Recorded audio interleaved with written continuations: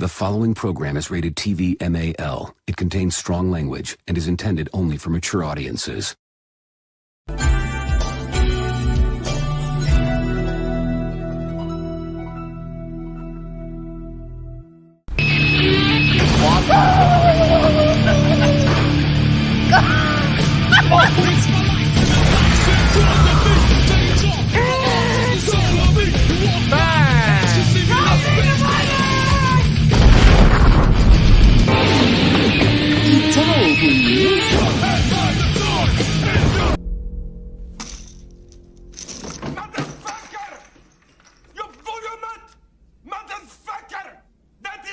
That's it. What the fuck you talking about? That's it. Take him down, Daddy. Yeah. No more. No, not tonight. This son of bitch all night. He chick. He trapped me. That's from last week. I don't know if you understand that, Jared, but it's I know absolutely nothing about it, which makes it even funnier. This That fucking was, scene, That was John from, Malkovich. Oh my god, that was from Rounders, 1998. it's just oh my god. Oh my You God. know, another Matt Damon film. Of Yes, course. we had to do a fucking Matt Damon movie. I'm telling you, we only have one Matt Damon movie left on the wheel. Are we gonna do it this year? I don't know. My God. It may be. Consider we've done 1, 2, 3. This was the 4th. That was the 4th. We did Saving Private Ryan. We did Talented Mr. Ripley. I swear there was another one. We did The before that. Martian. Yeah, we did The Martian. And then Rounders. And that's just. Are we gonna make it 5? I don't know. We'll see. Let's see what's going on in the chat. Wow, Robot. It's on digital now. There's a sequel coming. Finished watching Ninja Assassin. That is like some of the worst CGI blood I've ever seen in a movie. That's the only thing I can remember off of that movie. How bad the CGI blood was, because yikes, it looks bad. And to think that the Wachowskis produced that, I'm just like, okay. But today, as you noticed, there's only 3 of us. That's because William is on vacation in Bahamas. Although I am, hopefully he is having a good vacation. That's for sure. But hopefully he doesn't get trapped on Oceanic Flight 815. Please, for the love of God, don't do that. Okay. If he does, he'll have a grand old time. You're the one who's predicting it. Well, I mean, he already landed on Bahamas territory, but then again, it could happen the way back. I don't know. But I was gonna tell a story, but You were gonna thinking about holding it off for just a moment. Okay. Because I need proof, because people are not gonna fucking believe me once I say that. This it involves my sister in some ways. Well, in a lot of ways. I wasn't there when this happened, but in the meantime, the whole thing about Joker 2 got even worse. Yep.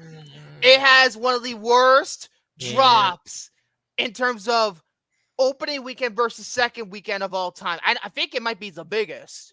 Yeah. And it lost $150 to $200 million for Warner Brothers. Keep going, Zaslav. Keep fucking going. Keep going. I actually thought this movie was actually going to be better, but then again, I'm not always right. Then again, I was always skeptical about it, and guess what? I was right. I was skeptically optimistic, but at the same time, I don't really trust Todd Phillips that much, and then I also You don't trust Todd hear Phillips. that it seems that a lot of this was Joaquin Phoenix's movie, and Todd Phillips just made it. I mean, Todd Phillips, Jose That just man sent- has gone through a roller coaster. I mean, this is the same guy who did fucking Road Hey. Trip. This Hey. is the Road Trip guy we're talking about. Jose just sent me something. What did he send you? Welcome to the Himalayas. Oh my God! I think it has something to do with the Bahamas. Like, welcome to the Bahamas. But yeah, it's just one of these things where, wait, so Warner was already in $40 billion in debt before this? Oh my God. $40 billion in debt? Well, How are they still in business? How are they still in business? It's like Lionsgate. Who? Oh my God, it's so bad. To the point where Terrifier 2 was number 1. That's crazy to me. Art the Clown beat the Joker. A niche horror film That has no plot and all kills. Because let's face it, Terrifier, that's the reason why I'm skeptical about that whole franchise, even though I haven't seen a fucking second of it. It's because it's more about the kills and not about story. And of course, I'm a story and character driven person. I like good gore, but I want a story. I want a story. I want to finish the story. And apparently, even though I don't like this guy very much, because he's very condescending, but I just want to say, in terms of what Paul Schrader had to say about this movie, he said that he watched the movie, went in to watch the movie, he left, he went shopping, came back, saw another 10 minutes, and walked out again.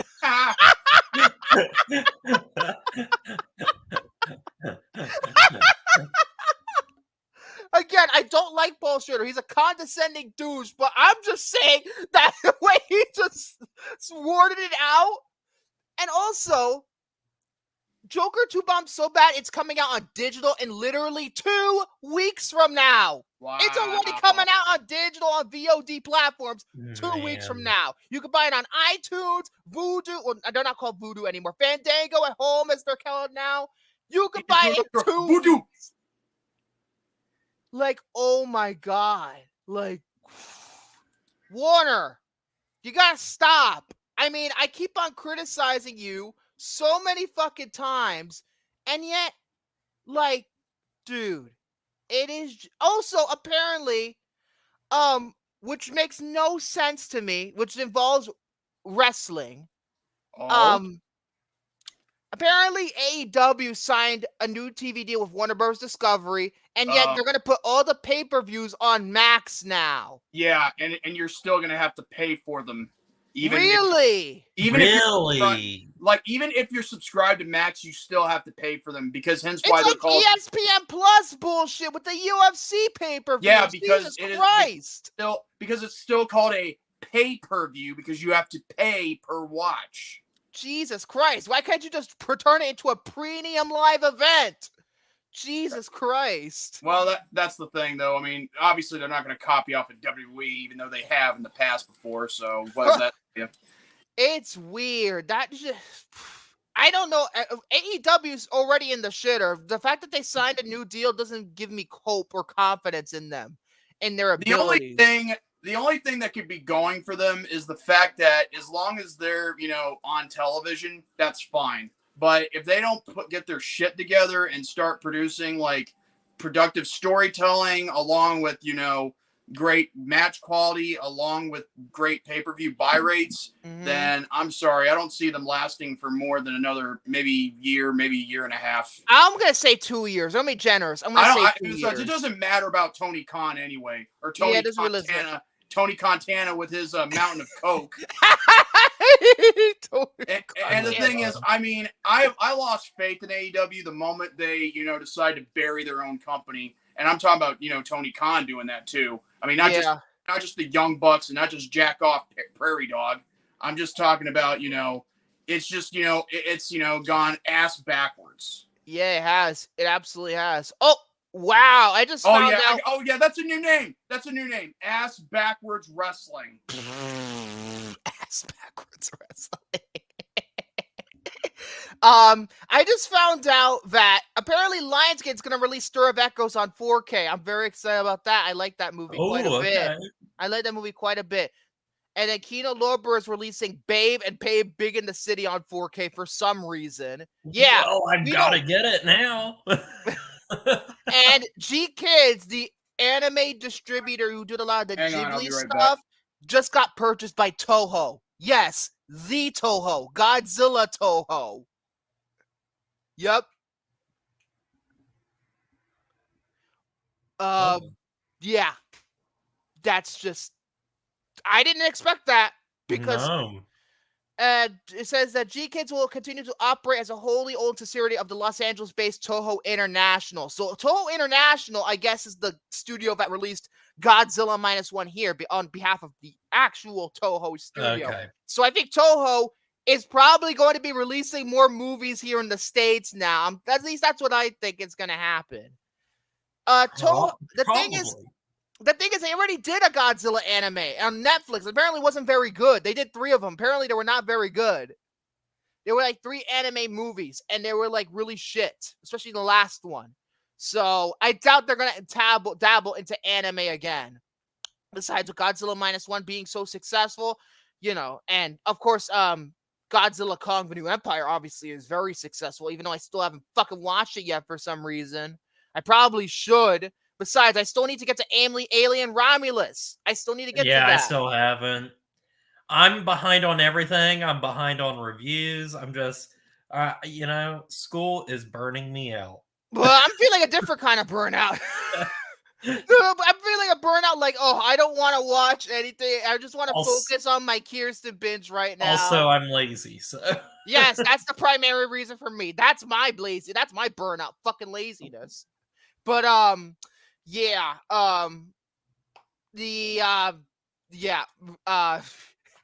remember berries.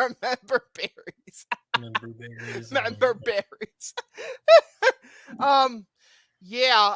Smile 2 is gonna kick Joker 2's ass. It's not even funny. I think it's gonna make more money than Venom. I'm gonna be honest. Because Venom, after Madam Web, I don't see that movie doing well. And if it does do well, it's not gonna be as good as the first 2. It's just gonna be like, it's gonna make less money because people are already sick of Sony's bullshit. It's funny because I'm gonna review a Sony movie today, but you know, people are tired of how they're treating that IP. It's time to stop. It's time to stop. Anyway, I'm done. Wicked will be big. Doubtful. I think it's gonna be a box office failure because the musical and musicals are always box office failures. I think Moana 2 is going to make more money. I do. Well, in the words of The Rock, he said this on an episode of SmackDown. What can I say except you're welcome? I'm not going to lie. Heel Rock rocks. That's the thing. That was a family musical. Hunter is right about... Wicked with ticket sales so far. I'm surprised considering, one, it's a 2-part movie. Two-parters usually go to die if you're not named Dune. Secondly, I have a strange feeling most of the ticket sales are coming from theater kids. I can't stand theater kids. They cringe. Anyway, I don't care. Wait, theater kids? Theater kids. They, you know, people who like the theater. 160. Well, I'll know this for sure. We know this for sure, though. Gladiator 2, bomb. Gladiator 2 is gonna flop. Might have competition. I have a feeling Moana 2 is gonna make more money. There's no doubt about it. There's no doubt about it because I mean, Moana, it will make more money, but will it make more money than Inside Out 2? That's a bigger question. No, it's not. Inside Out 2 will remain the highest grossing film of the year. That's my guess. That's what I think as well. Well, you just never know. I think it's gonna remain because that movie made so much money. It's not even funny. Not even Deadpool and Wolverine topped it. So obviously, it has something going for it. If it's gonna Well, stay, at least Deadpool and Wolverine was, decent, and it didn't get any touch of that Disney bullshit. So, but here's the thing about it: the MCU is okay. Enough with the MCU slamming. Enough. I'm not even. I'm not gonna slam MCU. I'm just simply pointing it out, that it's. Then again, I'm fatigued out of my fucking mind with that franchise. But anyway, speaking of fatigue and burnout, the MCU. Fuck, I gotta stop. It's funny because I'm continuing my MCU rewatch. But that was when it was good and everybody cared. Now nobody does. I think, I'm always still of the opinion after Endgame, it should have been the end, But yeah, we're gonna start with that. That's just me. You're gonna start with the topics now before I go on a fucking another tangent. Wait, me? No, me. I'm going on the fucking tangent. I'm going on a tangent. No. I know. I said, you want me to start? Sure. Why not? Go ahead. Oh, okay. Well, I don't really have a topic for tonight, but I will do a topic on behalf of William, since he's not here. This is from NintendoWire.com news, and it has something to do with Nintendo teases excitement coming to Nintendo Switch Online expansion pack in 2025. So, is this the back catalog stuff, like all the old games? I would believe so. Yep, and let's see what we got. It's hard to believe it's been 3 years since Nintendo Switch Online Plus expansion pack launched, bringing Game Boy Advance, Sega Genesis, and Nintendo 64 classics to the online service. To celebrate the occasion, Nintendo has sent an email to subscribers teasing excitement coming to the service in 2025. Cheers to 3 years. Okay, I'm gonna just say this real quickly. If anybody were to mock us because of all three of us here, cheers to the 3 queers. Oh, Jesus.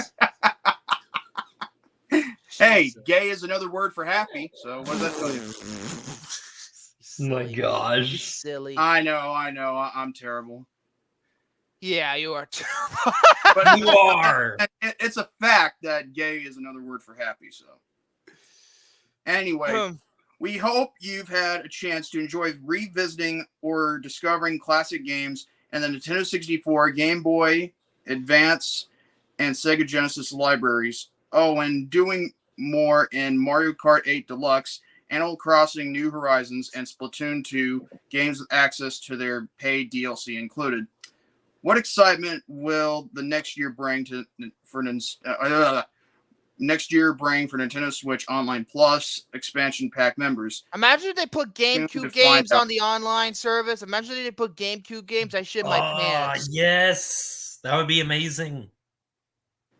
So, what kind of excitement is coming to the service remains to be seen, but there's plenty of room for speculation. A handful of beloved Nintendo 64 classics, such as Donkey Kong 64 and Diddy Kong Racing, have yet to join the lineup. However, it wouldn't be surprising if Nintendo has something even more substantial in store. Nintendo announces mysterious Switch online playtest program. Hold on a second. Playtest program? That's telling me that's fucking GameCube. That's fucking. Ooh. That's telling me that's fucking GameCube. Well, that's like online playtest program. I don't know what it is, but Playtest program. What would you want to test? GameCube games. That's what it is. Or it could be a thing for the Switch 2. I don't think it's for the Switch 2. I think the Switch 2 is a long way. Or even if it's going to be called the Switch 2. Anyway, because I remember when they announced recently about a Nintendo alarm clock, people got pissed off because people thought it was going to be the Switch 2, but no, it was a fucking alarm clock. Well, you got to get them, buttered up a little bit and then get them mad enough just to wait even longer, and then you get them happy when you released your content. That's true. That's what Linkin Park did recently for their reunion. They pissed people off because they reset the timer, and then the actual timer went up and made people happy. Although it's now a divisive topic, but that's besides the point. Anyway, after all, Nintendo recently opened and quickly closed online network testing slots for about 10,000 lucky subscribers, raising some eyebrows. This move has sparked speculation that whatever is being tested might tie into a major upcoming reveal for the service. Could it be new multiplayer features, additional platforms, or maybe something more? We'll just have to wait and see what Nintendo has up its sleeve. And who knows, maybe the long-rumored GameCube support could be... I told you! I'm not finished! Who knows, maybe the long-rumored GameCube support could be... That's could be. Could be. That's what playtest. It's a confirmed fucking deal. They just leaked their own bullshit. Could be coming to the platform before long. Stay tuned. Now, as for playtest program, I don't know what this is all about. I mean, it just because what else do they need to test? Like, if they're gonna add other games like they don't need to, like, they have the space for like the NES, the Super Nintendo. They don't need to play test those games because they can run off a specific emulator that runs good. I want to go ahead and read this part right here because I just clicked the thing regarding playtest program. Excuse me. As the Nintendo Switch trucks along in what is sure to be its final year, it would stand to reason that Nintendo is looking at expanding the options of Nintendo Switch Online for a successor console. While we still have no idea what the device's name is, Switch 2, Super Switch, or Switch U. How about go switch? How about you go switch yourself? Switch U is a terrible name. Yeah, I know. Switcheroo. Ew.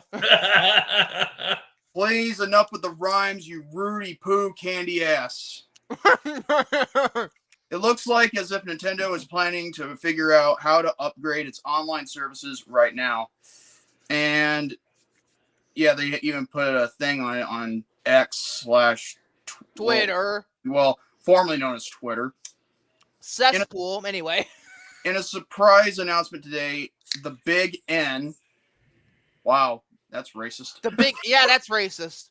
I'm just being funny. The Big N revealed a new playtest program for Switch Online subscribers that will have them playtest a new feature for the Nintendo Switch Online service offered for the Nintendo Switch system. Users interested in being the first to test some new Switch feature will need to head over to the official website and sign in with their accounts. You must be an active subscriber to Switch Online Plus Expansion Pack to be eligible and must be located in one of the following countries, okay? Japan, United States of America, United Kingdom, France, Germany, Italy, and Spain. So, a lot of Europe, Japan, North America. Yep. Yeah. The recruitment period will be held from Thursday, October 10th, which was 5 days ago, 2024 at 8 a.m. PDT until Tuesday, October 15th, 7:59 a.m. PDT. Ooh. That's Pacific data, not Pacific data time, Pacific Daylight Time. Damn it. That would mean it's already over and done with. Applicants outside of Japan will be selected on a first-come, first-served basis, while Japanese applicants will be entered into a raffle system. Testing of this feature will then commence on Wednesday, October 23rd, 2024 at 6 p.m. PDT until Tuesday, November 5th, 2024 at 4:59. Believe it or not, that's the date of our 100th episode, November 5th. 4:59 p.m. PDT, weirdly specific times. But 4:59 TBT, that's literally the minute before we go on the air for the 100th. That's insane. But it's like, oh, shut Nintendo. Just like Nintendo loves our show, apparently. At least I think. But essentially, it's 1 week for both. Seeing as how this will function for the current Switch model, your guess as to what the feature might be is as good as ours. I would like to believe it is something that will carry over to Switch 2. Even if that's its name, I still think it should be known as the Super Switch, and is possibly setting up the future of Nintendo's online offering. Excuse me. Buffering. I'm sorry. I'm sorry if I'm getting a little, But Nintendo also just announced a new alarm clock today, as if that was a wild new invention. Yeah, a fucking alarm Interesting. clock. Or no, not invention, innovation. Oh, okay. It's a fucking alarm clock. Who cares? You have an alarm clock on your damn phones now. I'm surprised the alarm clock, when it wakes you up, it doesn't go, oh my God, hold on. Wow, I feel good. No. Have you seen those clips That- where you have That was a someone good gets impression scared out of of them that. when they have that song play? Wow! Oh Jesus. I love those pranks. Okay. But yeah, that's the thing. I read off Switch of that to William cruise sent me. control? Hell no. Not That on is, my watch. Yeah, that's the site that William sent to me, so I can use for a topic for his behalf. Honestly, Okay. I think I think I might get the Switch too, because I got every console that Nintendo's ever made, and it would You gotta keep going. Yeah, and besides, I can't break tradition. I mean, after all, Nintendo's the only place that doesn't shove too much stuff down my throat, except if you count, wait, no, that's another game. Nah, Nintendo never shoves propaganda down my throat. Here's the thing, though. Oh, great. We're gonna talk about propaganda. Oh God, fucking election cycle. I hate the election cycle. Oh, I fucking hate speaking it. of which, yesterday I got something to tell you guys. I'm legal now. Legal? Like? Yeah, I got a new ID.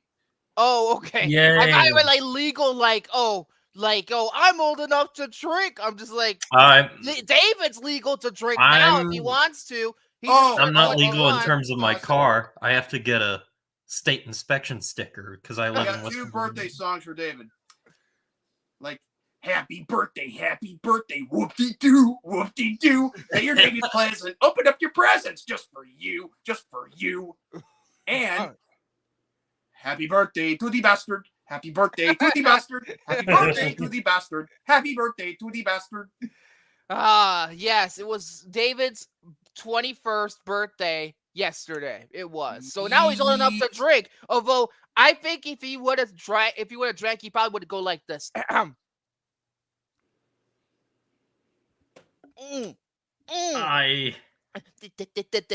That's disgusting. It tastes like other garbage. I'm never gonna have this again. No, if he was drinking, you know what would happen? And then he would get a buzz from that one drink, or think he was getting a buzz. He would think he was getting a buzz from that one sip. You know what? He probably would have spit it out too. Here's the thing: David's never going to drink because of his health and his heart problems. But I will say this though: if he did, this is what would happen. Dearly beloved, we are gathered here today for the life and death of Mr. Muttering himself, David St. Dennis, aka Stooge 3000. Yo. I would have said dearly beloved trailer park trash, but he doesn't live in a trailer park. But I know Alex Paras will be in a trailer park soon, so that way I can actually say dearly beloved trailer park trash. Hold on. I'll be right back. All right. Or I could say let's see, dearly speaking of beloved drinking, apartment complex garbage. I'm drinking this wine and it's really gross. You're not supposed to be drinking on the job. Only I can do that. But Is it a good beer? This is wine that I've had because Morgan for our anniversary got me like that big box of wine that I talked about at the beginning of the year. Still haven't finished it because it's too much. What does it There's too much in there. What does it taste like? It's a red wine that's just grapes, so it's just kind of thick and bland. So it's grapey, thick, and bland. Yeah. Okay. Let me see what the back has to say. What year is it? 2021. Oh, well, that was a terrible year. It says it goes well with full flavored cheeses. Full flavored Jesus. What? Yeah. Are you sure you're reading that right, or is it supposed to say cheeses? Cheeses. Oh, okay. Yeah. Also, a lingering fruit-filled finish. Enjoy it. Hold on. It says offers expressive black cherry and violet notes. A fruit-filled Smooth finish. Tannins. I have no idea what this is. And a lingering fruit-filled finish. I have no idea what that means. A fruit-filled finish. That's what Victor is on a daily basis. He is a fruit. Oh my god. Anyway, that's gonna be the end of what I had to go over, on William's behalf. I really don't have anything other than the fact that, if I wanted to rant about something, I would have done it, like today, but I already did it on Saturday. If you don't know what I'm talking about, you should have watched my, chill stream. But then again, it's something Star Wars related, but I'm not getting into that. Oh, okay. I'm done, because I'm not going over what I just went over on Saturday. Understandable. I wouldn't want you to have to do that. Yeah, and I don't need to be canceled by Mr. Cancel Culture McPants up there. Yeah. Trying to think. But then again, Kathleen Kennedy, I hate her guts. I also gotta say, like, I wish I had been on like the past couple of times and everything. It's just been really busy. Yeah, I get it. We don't hold it's fine. Also, the past 2 weeks have been busy because I had to relegate all of my homework to the beginning of the week because I had weekends that were filled up. Like I went to the Renaissance Festival, guys. I ate a big giant turkey leg. I feel like there might have been one somewhere around. But there's one in North Carolina. That's just called the Carolina Renaissance Festival. Damn it! I hope. Oh shit! Oh damn it! I also may have killed a bunch of bees too. I gotta confess to him. I'm sorry, Victor. I had to talk about what's happened in the online world in regards to Star Wars, and I couldn't help myself. Oh fuck! I hate. Again, I've already ranted about it. Check the review of Phantom Menace. I feel like George Lucas fucking killed that damn franchise with his own bare hands. Anyway. Well, here's the problem, Victor. I didn't really do that. God damn it! You didn't get a reaction out of me. Damn it! He knew what I was doing. Oh my gosh! Yes. He knew what Hunter, I was doing, and I just reeled you in. Fuck. Before you came on, I was gonna say how I killed a bunch of bees 2 weeks ago. Oh, did you really kill bees, or is that fake too? I went to the Ohio Renaissance Festival and I got some mead, which is made with honey, and a bunch of bees started swarming around it, and then they went in the mead and drowned. Oh my god. It's crazy. Because they wanted that honey. Jesus. They wanted that honey so bad. And I'm a Pooh Bear. I am a dumbass. I'm a cool butt. I am so hungry, need some honey. Time for something sweet. They were after honey more than Pooh Bear is. Pooh Bear. Speaking of which, Winnie the Pooh Button Honey 2 now streaming on Peacock. Oh my god. Oh shit! I'm not watching it. Listen, I'd rather not have my intelligence insulted and raped of my childhood by watching. I'm Megan. My child's already been fucking raped as hell because the fucking bullshit like remakes and all this other bullshit. I'm like, oh, I can handle Winnie the Pooh. Yeah, well, I can't. I mean, look, it is a very important part of my childhood, with my brother and my sister as well. So I'm not gonna watch it. Maybe I just might review it one day if I fucking troll them. If I troll everybody on the damn. Well, I trolled you, so it was easy enough. Oh, piss off! All right, it's my turn now. Yeah, I'm gonna be talking about him. Yeah, or technically William, since he's not here, so I did. Yeah. Either way, you did it on his behalf, so I guess you deserve credit. Yep. So next week he'll be talking about how the Bahamas went for him. But that's it. Okay.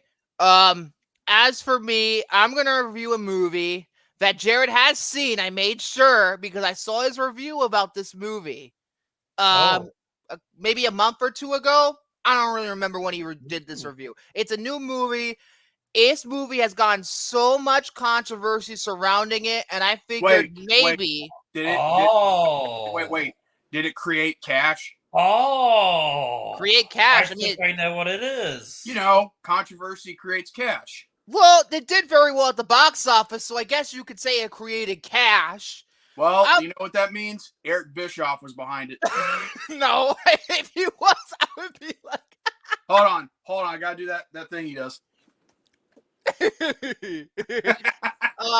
But instead, I'm gonna be talking about the controversies. I'm gonna try and delve into everything about It Ends With Us. I mean, this movie has been getting this movie is just a controversial subject in general. And Jared has actually seen it before I did. Yeah. I saw this in theaters. Good God, I wouldn't pay money to see this. Even anyway, for those who don't know, It Ends With Us is based on a novel written by one Colleen Hoover. And she is like one of the most problematic authors in recent memory. I mean, I could probably tell you, I could probably look up. Wait. Controversy rates cash. Tell that to WB's Joker 2. Oh. Oof. You may have a point. You do have a point. But, so, yeah. I'm back. Jeez. Anyway, this movie is a very complicated subject, but I'm going to try. This is probably not going to be my best review, but I figured, hey, since Jared watched it too, maybe this is worth discussing. Even in like my very like quick thoughts and everything on Letterboxd, I was just like, I'm just gonna dance around this. I'm gonna. For me, I figure, since it has an important subject matter, I'm not gonna dance around it, but I'm just going to... Are there going to be song and dances? I'm not going to let the controversies dictate what I feel about the movie. Because really, that didn't really feel... it didn't really influence how I felt, really, about it. So, for those who don't know, this movie is about a woman who has one of the worst names. There you go. The whole characters in this movie have terrible names, but the main character, who's played by Blake Lively, is named Lily Bloom. Get it? They're both flowers, and her middle name is Blossom. That's another flower. I am glad they at least make fun of it in the movie. Are they trying to go for the Powerpuff Girls, thing? No, it's not Warner. Thank God it's not Warner. Although it's Sony and they suck. But her father has just died when we meet her. There's her father. Her father was kind of an asshole. He was a very abusive guy to not only her mother, but also to a guy that she had a bit of a fling with in the past when she was a teenager. He was just an abusive guy. And believe it or not, I just found out, literally, not long after I finished watching, that's the dude from Rome playing the abusive dad. Okay, I'm like, what the fuck is Kevin McKidd doing in this movie? See, Morgan knows him. Obviously, I know him from Rome. Morgan knows him from he's in Grey's Anatomy for a little bit, and we just look at each other and we're like, "Is that?" And, yeah, and it's like, oh, okay. It's good to know that he is playing the exact same character he plays in everything he's in. I mean, although to me, I thought at first it was fucking Anthony Michael Hall for some reason. He just looks like discount Anthony Michael Hall. Yeah. From, of course, the John Hughes classics of the 80s. But she went through all that abuse when she was a teenager, and she's moved on. She can't really say anything positive about him at the funeral because of what she went through. She moves to Boston, and she wants to open a flower shop. And one night she meets this guy named Lyle, who is a neosurgeon. And by the way, Lyle, bad name too. Lyle, whoever, and his last name is Kincaid. Just enough with the don't pull a Scream joke. Don't pull a Scream joke, please. I'm not gonna talk about Patrick Dempsey in Scream 3 because his last name is also Kincaid. Calm it down. Calm it down. Can't be worse than Wild Planet. That's one of the things I'll say about it. It's not as bad as Megalopolis in terms of the bad names. Although they do have other bad names in the movie, like her best friend, played by Jenny Slate, is named Alyssa, but it's spelled in one of the worst ways ever. It's spelled Allysa.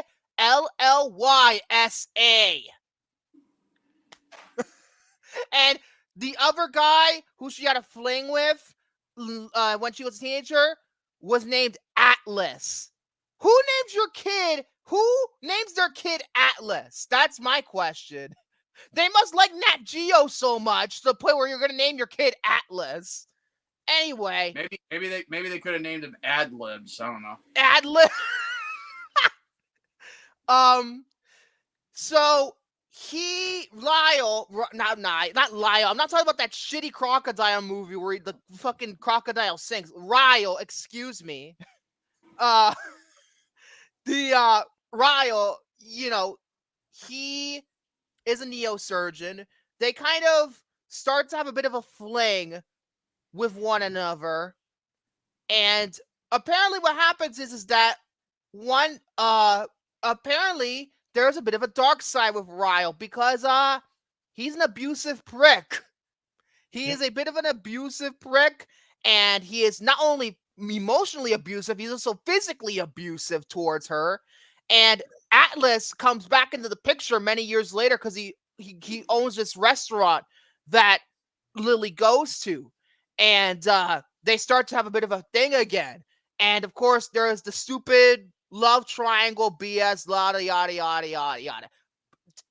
Technically, most of this movie is technically kind of one of those stupid YA.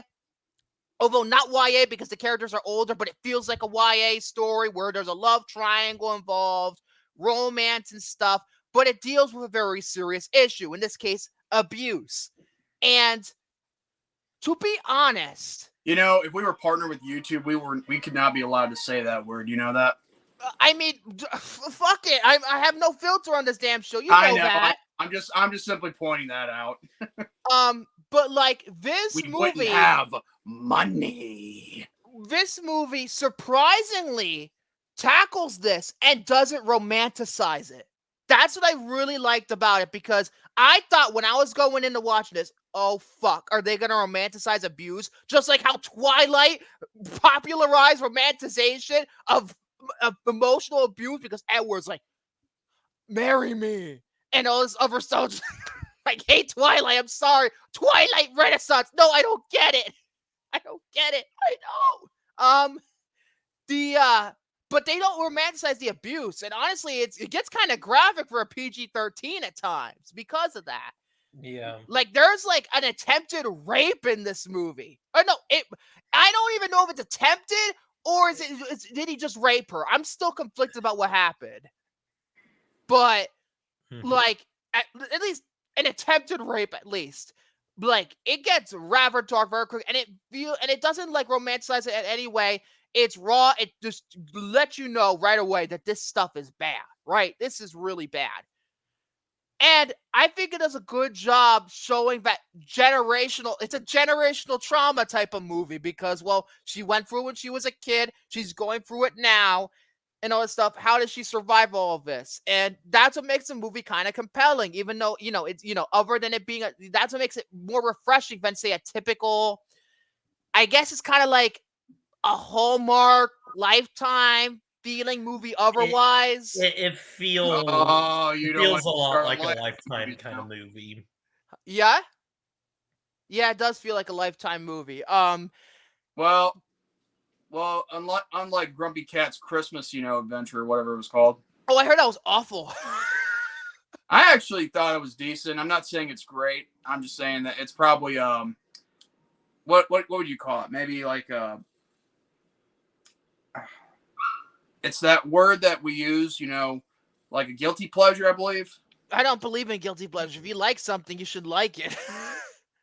Yeah, I don't believe in the like, term I guilty don't. pleasure anymore. Yeah. Well, you don't Um, pleasure yourself either, so. Oh, Jesus Christ. You're That's gonna need primary. Jesus. The primary reason why I liked it is because it doesn't really hold back. It doesn't romanticize anything. The guy's an asshole. The acting is actually pretty good. Blake Lively does a pretty good job in the movie. Wait, What's his name? What you just said? He's just an asshole in this movie. I tend to say asshole like this all the time. Asshole, asshole. And I This is will how not much accept they- any boxes that have damage. Those delivery jackoffs, I'm telling you, I'm not getting ass raped by those bastards. Like, Hollywood, you Justin jack- Baldoni, who also Yeah, directed this movie, plays Ryle, and I thought he did a pretty good job as well, considering I that was he has to shocked that play he an was asshole. the director, Jose, and then it's Morgan G- was like, "Wait, directors can be hot." Oh, Jose. Jesus. Speaking of which, Jose, it's Jesus loves me. This I know, not Oh. Jesus loved me. I know. But yeah, he's good. It's like the I whole think the whole Randy thing all over again. I think though, I think like in terms of like the what do you call it? The dark horse of this movie, Jenny Slate. She's really good. You know, yes, I I hate saying it because of the nature of her voice. She irritates the shit out of you. To be really annoyed by her, and at the beginning I was, but it was because how the character is presented. But I really like her in this movie too. Yeah, I do too. And her husband, which is that one guy from Daily Show, I forget his fucking name, but He's I know he pretty was. funny, too. Yeah, he's very funny, and he spends like most of the movie in a fucking onesie. Gotta love how rich people are presented. That's in David. film.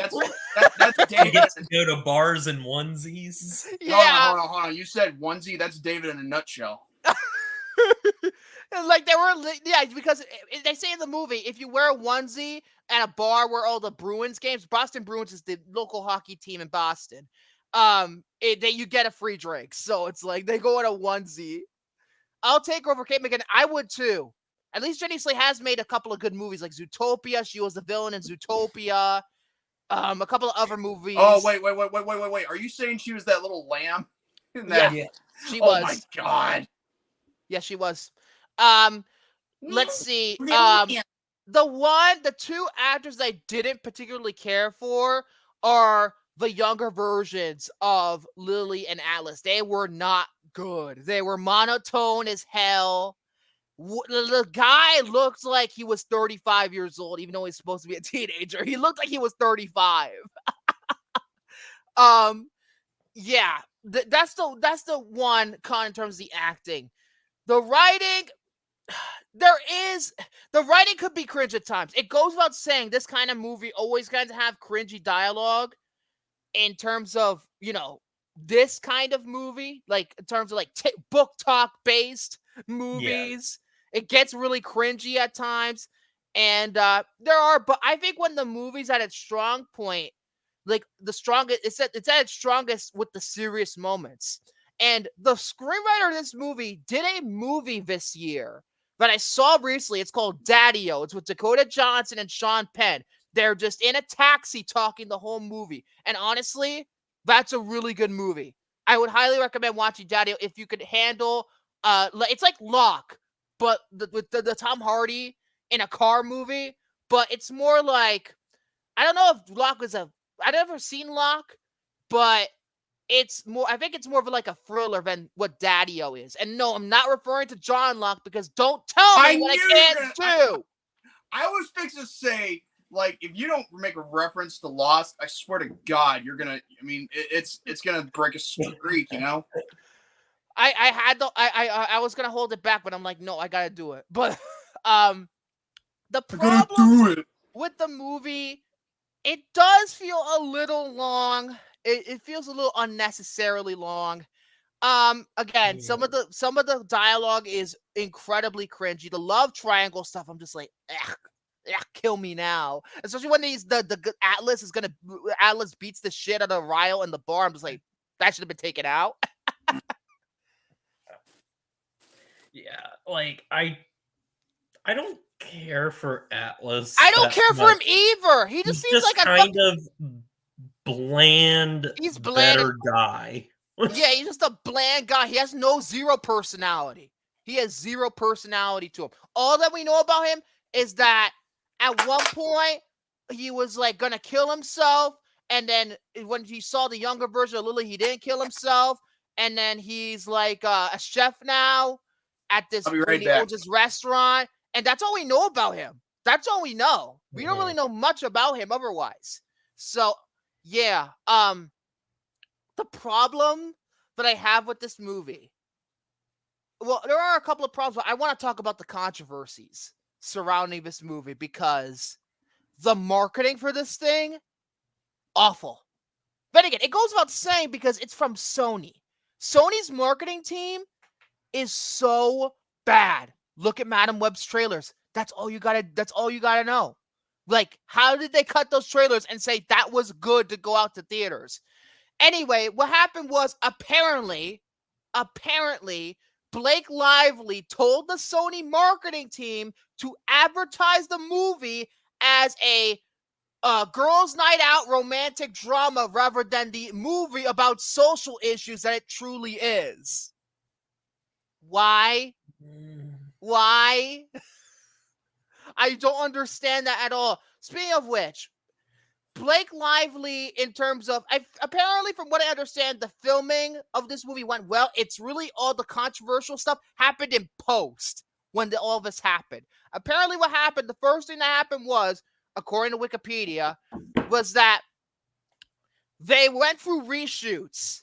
They were going to go do reshoots right before the writer's strike happened last year. And apparently Ryan Reynolds rewrote some of the script for the scene on the balcony, which is in the first 10 minutes of the movie. Ryan Reynolds rewrote a majority of that. Remember, Blake Lively is married to him. And he did it without Justin Baldoni's permission. That's interesting because that is like one of the weirdest scenes in the movie. Yeah. And apparently it goes to the point where apparently Blake Lively, remember, she's one of the producers on this thing. I forgot to mention that. So she has a lot of power. She's one of the producers. She apparently asked one of Deadpool. Wait, she's got white power? No. Jesus. She asked one of the editors of Deadpool and Wolverine named Shane Reed to do another cut of the movie without Justin Baldoni's permission. And apparently, the final edit in the movie was his. I mean, was Blake's by commission with the Deadpool Wolverine editor. And apparently, he did not receive credit for the editing in this movie, which is That's weird. Interesting. Because also, I mean, because it's like, well, you know, a movie's an adaptation and stuff. Because Morgan read the book. And I heard like, the book is very problematic, like ungodly so. She read it very quickly before we saw the movie, and they do cut out a lot more like controversial stuff. And I wonder if that was a decision on like, well, Blake Lively's part to kind of tone down the movie to make it this kind of movie. I also think too, another part of me also wants to say it's Baldoni too, because the novel's apparently very problematic. Like, it's horribly written. Like, it's god awful. That's what Colleen Hoover's known for. Shit novels. And they changed it to make it better. It could be either or. But that's what I'm going with, because apparently the novel is so bad. Like, dude, there's a subplot that the movie kind of brings up. Not really so much, but like, she, Lily, that is a big fan. I'm surprised in 2024 they got away with showing this shit. She's a huge fan of the Ellen DeGeneres show. What? Morgan told me that too. And the subplot was that The subtitle was that, she was obsessed with Ellen DeGeneres. I'm just like, dude, in 2024, we're doing this shit when Ellen got rightfully fucking canceled? Yeah, be kind one of her. Hypocrite. That, I'm surprised they even got away with showing it in the movie. Considering that nobody likes Ellen anymore. I'm surprised. Like, dude, I know that's a character trait and it was a flashback when the show was popular, but at the same time, just, dude, cut that out. There really doesn't serve any purpose either. So cut that entirely. It could be any fucking talk. It goes to the point where young Lily has a Finding Nemo poster in her room, and you clearly see it. So does that mean that Sony distributing all of the Disney 4Ks now, they got a little bit of a deal so we can put that in there? I don't know. But really, in terms of all the controversy, apparently what happened is that Baldoni's like, he barely promoted the movie. He barely did. And he actually hired a public relations crisis manager because of the situation.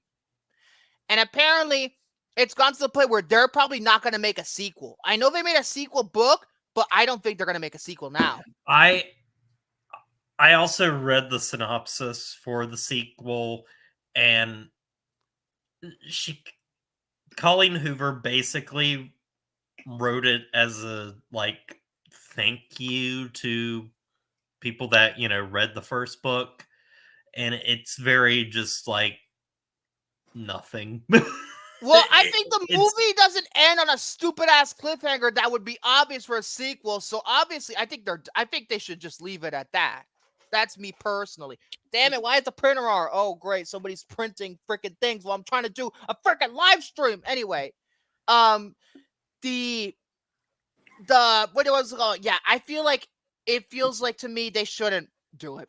I feel like, to me, the movie made money. They could have done it. And Baldoni, more than likely they won't make the sequel, but more Colleen Hoover books will, come out. And but the thing is that that if Baldoni, he said that he acknowledged the potential, but he suggested that Blake Lively should have directed the movie and direct the sequel instead, which at this point she probably fucking directed the damn movie, so might as well.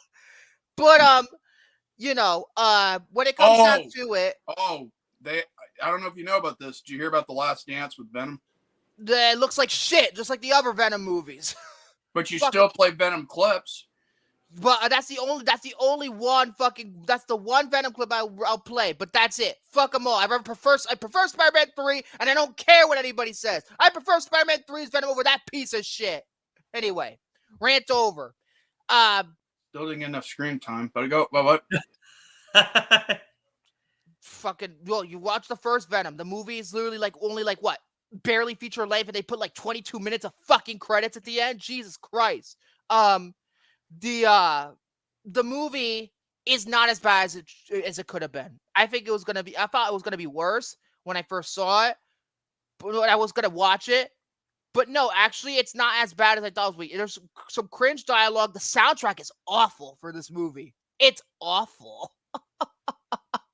It's just so bad. Oh, there's this montage where that made me a little sick. Not because of what was going on with it, but because the song they chose. It's spoiler alert. Apparently Lily is pregnant with Lyle's baby towards the end of this movie. I'm just like, what the fuck? That feels like Lifetime to me.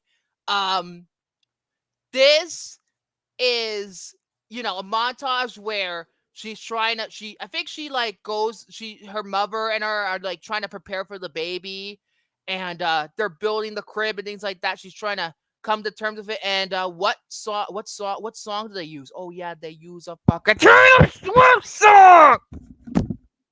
I love that song, Victor. He can't hear you. What? Say it again, Jared. I love that song, Victor. Fuck the Chiefs. Fuck the.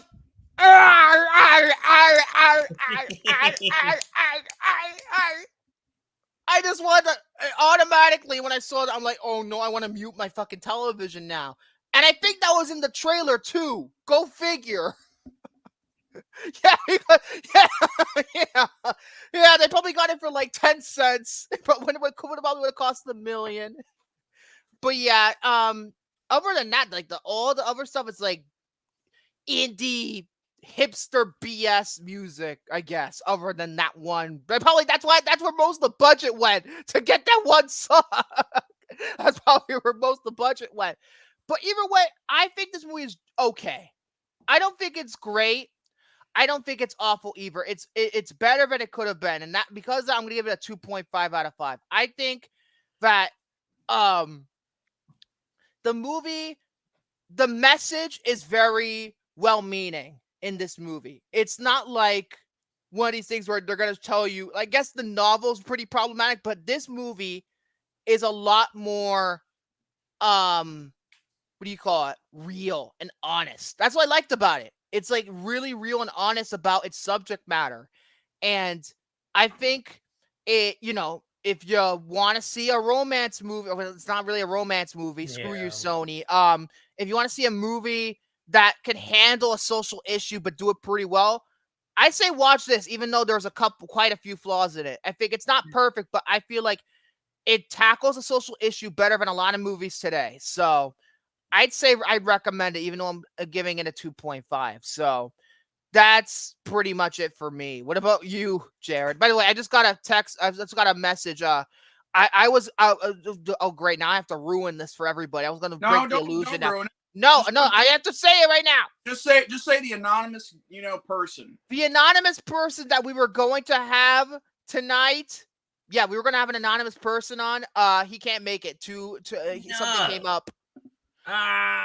So what do you think that if your mileage will? I mean, you'll never know what the anonymous person was, but maybe you will. Maybe you do. I don't know. I don't know. You'll figure it out. Better because you're forcing the weight. You force them to wait, but to help sell. It ends with us. Just help sell what you're, the product that you're going with. Yeah. But anyway, Jared. I mean, I thought it was pretty all right, and I thought it was well acted. Very well acted. I think I pretty much agree with you with a lot of it. I ended up giving it I'll say a 7 out of 10, but by Letterboxd it's like a 3.5 stars. But it's closer to a 6 or anything. I did like its subversion of this kind of movie, because even though it does play into a lot of like Lifetime movie tropes, it does kind of subvert them at the same time. In some ways, like for example, like the love triangle is kind of subverted a little bit. The whole pregnancy thing is kind of subverted. I like that. Well, like the movie ends with, her being like, you are still like important to me. You are going to be her father, but I can't be with you. Yeah, that's what I liked about it. And I'm like, that's really good, I think. And because I felt like at first when she was delivering the baby, they're like, oh no, they're gonna subvert it. Oh no, I'm a changed man. I'm gonna be there for the man. They're gonna go happy, joy. They're gonna end up together again. Thank God they didn't do that. There's a moment too. Sometimes it's funny. Sometimes it's cringy, or just like a moment that you point out of like, it's where they say the title of the film. Oh, it's a gotcha. Hey, there's the thing. I think it's actually really well done in this, like in that moment and everything, because it's like right when she's like giving birth to her and she's seeing her child for the first time. Yeah. And I was like, I actually really feel something in this scene. And say what you will about Blake Lively as a person, I think she's a good actress. She, other than fucking Gossip Girl, which I fucking can't stand, but like she's a good I actress. freaking love her in A Simple Favor. I love her in The Shallows. The Shallows is a fucking great movie with the best I modern love shark her in the movie. deep end. Wait, that's not a thing. Okay. But yeah, I don't think it's that bad. I really don't think it's that bad. It could have been a hell of a lot worse. It's not After. It's not Twilight. It's actually kind of they actually put effort into it. Even, maybe Blake Lively put too much effort, but like, they put effort. They put a lot of effort into what was going on screen. So I'll give them credit for that. That's the least you could do. Try effort. When After, all those movies have zero fucking effort being put into them, to the point where the last movie, apparently, I never saw past the third After movie, but apparently the last one doesn't even have much of the chick in it. She's only in it for like 2 seconds at the end. It's all about the guy, and he's on his fucking stupid vacation in Italy or whatever. I'm just like, dude. Oh my god. And he's like, trying to figure out if he's gonna coming to terms with his relationship. He's just thinking about. I'm just like, dude, shut the fuck up. You should have ended that shit in a second or third movie. Oh god, I hate those After movies. Oh my god, 3 was enough. Yeah, I liked it. So that's Yay. it. That's it for me. Jared, who you got? Well, I had something planned, and I'm gonna go even bigger with it.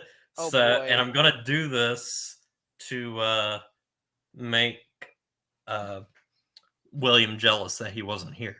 Oh Jesus! What are you gonna do here? Well, that's just me. So you guys know that I have been watching the MCU movies. Yeah, what's gonna make William jealous though? Well, the fact that I'm doing all of the Infinity Saga. I am not just ranking Phase 3. I am ranking all of them. Oh Jesus, that's ambitious. Yep, it is. I'm also ranking those silly little non-canon shorts within it. What are they called? One shots? Yes. Most of them are not canon. Only one I would consider to be canon, which is the one with the Mandarin. But that's it. That's the only one that's canon. The rest are not. The only reason that I am putting these on here is just because if you go on Disney Plus to the Infinity Saga timeline thing, yeah, you have to go to the Marvel section to see it. It has them in it. So yeah, this is going from Phase 1 to Phase 3. Plus stuff in between because these plus silly stuff short in between. films. But before I start, because I know we have, there's differing opinions out there of the MCU, and I just want to say that my opinion does not reflect what I think are the absolute best. So this is your favorite. These are your favorites, not the best. These are my favorites, not the best. Yeah, that's because here's the thing. That's why it's like if you rank something as like the best, like every thing that I've ever done on my YouTube channel is my favorites of the year. It's not what I think are the best movies of the year. It's what my personal favorites are. That's what I try to do every time. Movies that people don't even like. Yeah. But, I do. So it's take my ranking with a grain of salt. I might, explain a little bit why I think the way I do so that you at least know. And you can be like, well, I don't agree with that. And you know what? That's okay. What make me feel even more ambitious if I ranked all 122 episodes of Lost in one sitting. Oh, granted, I'm already ambitious with the Kirsten bitch. I'm doing everything, and I did not continue with it because after a while, I was kind of like, I don't know how to put this one over this one. I'm doing that with the Kirsten bitch. If you remember, the ranking is coming. Oh, that's correct. So I've been kind of doing it with the 1001 movies. Morgan and I have been watching. I've been secretly ranking them all ever since. The last one I saw was Spider-Man 2, which obviously is very high. It should be. It fucking should be. You kidding me? All right. So in this ranking, there are 31. Ah, 31. 31 entries, which, a few of them are short. So, my thoughts are going to, So not be like very long. technically it'll be like 24.6. Yep. So starting at number 31. Here we go. For the Dark World. Here we go. For the Dark World. Well, it's actually a short. Oh fuck. We got a little bit from Thor: The Dark World. The first one is actually the first ever Marvel one-shot, which is called The Consultant. It has Agent Coulson with Agent Stitwell, who is the bald guy that works with Hydra that's in what is it? He's in the Winter Soldier. Well, anyway, it's just really lazy and dumb and boring and not very entertaining at all. It's not funny, and the majority. He says that it's just the two guys talking in a booth for several minutes. Is that true? And the majority of the short is interrupted by just showing the final scene in The Incredible Hulk where Tony comes in and talks to Edward. Oh yeah. I forgot. He has to talk to Edward Norton in that scene. I forgot. So yeah, it's. Wow, I gave it a 5. This seems lazy. That seems really lazy. It is lazy. It's the only MCU thing that I've given the bad rating to. It's funny because considering I know it's not canon anymore, but Agents of S.H.I.E.L.D., that's pretty much the Coulson story in some ways, you know? Yeah. So then after this, I have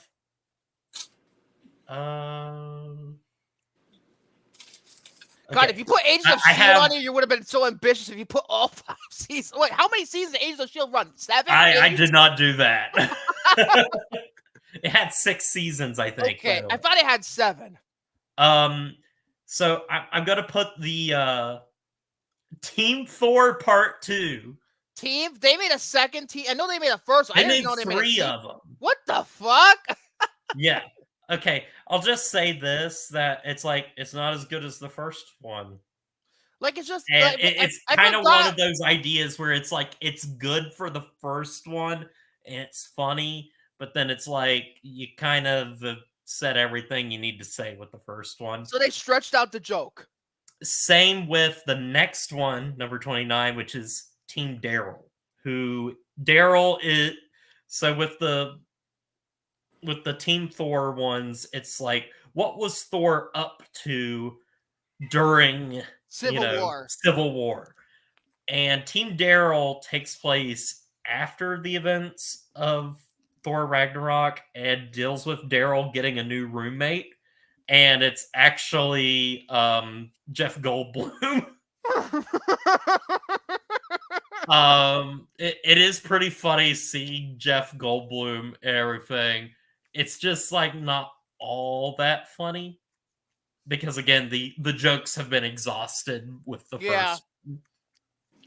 Now I will also say with these rankings and everything, some shorts I rank pretty high, and it's not because I think that they're probably better than the movies that come before it. It's like, well, this short is an 8 out of 10, but it doesn't mean that I think that it's better than a certain movie, Ant-Man and the Wasp or something. It's like, I guess it's one of these. I guess you're ranking the shorts and the movies kind of separately, kind of, not really, but kind of. So think of it like that when I do come to a short. Yeah. So then at the very bottom for the movies at number 28, it's Iron Man 2.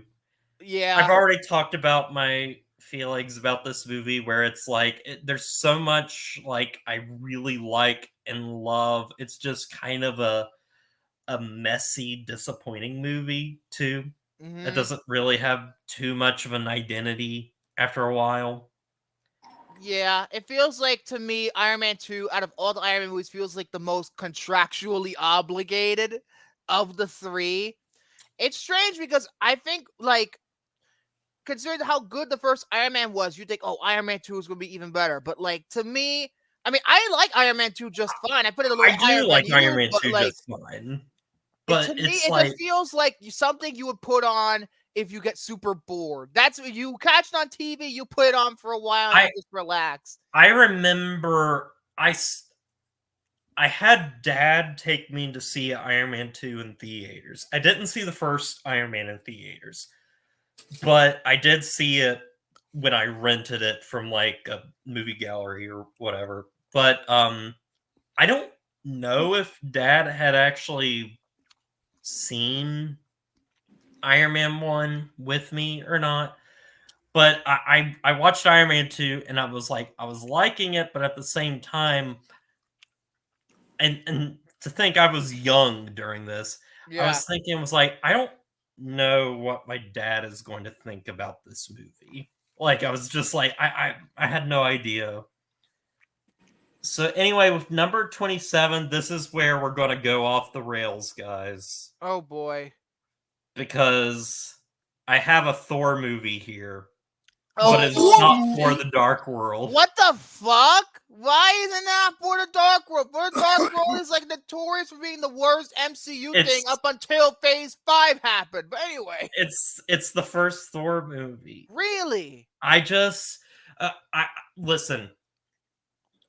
I will say this: I need to rewatch Thor, but my problems with Thor Let me guess. stem It's this. completely from that, and that ruined my enjoyment of that entire film You just kept on thinking about endless options. because I Renewal.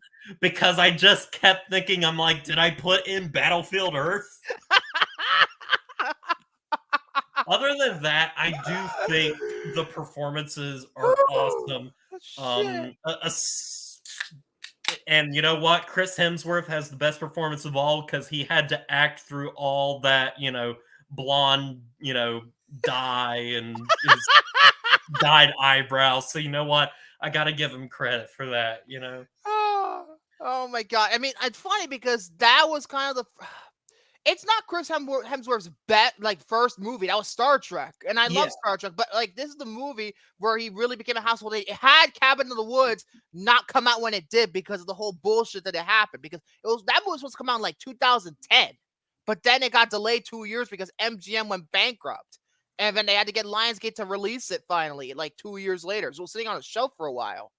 So Now, next, what I have here is it's going to be 4 shorts all in a row. oh boy. First is going to be uh, the one shot item 47, which was released after Avengers, I think.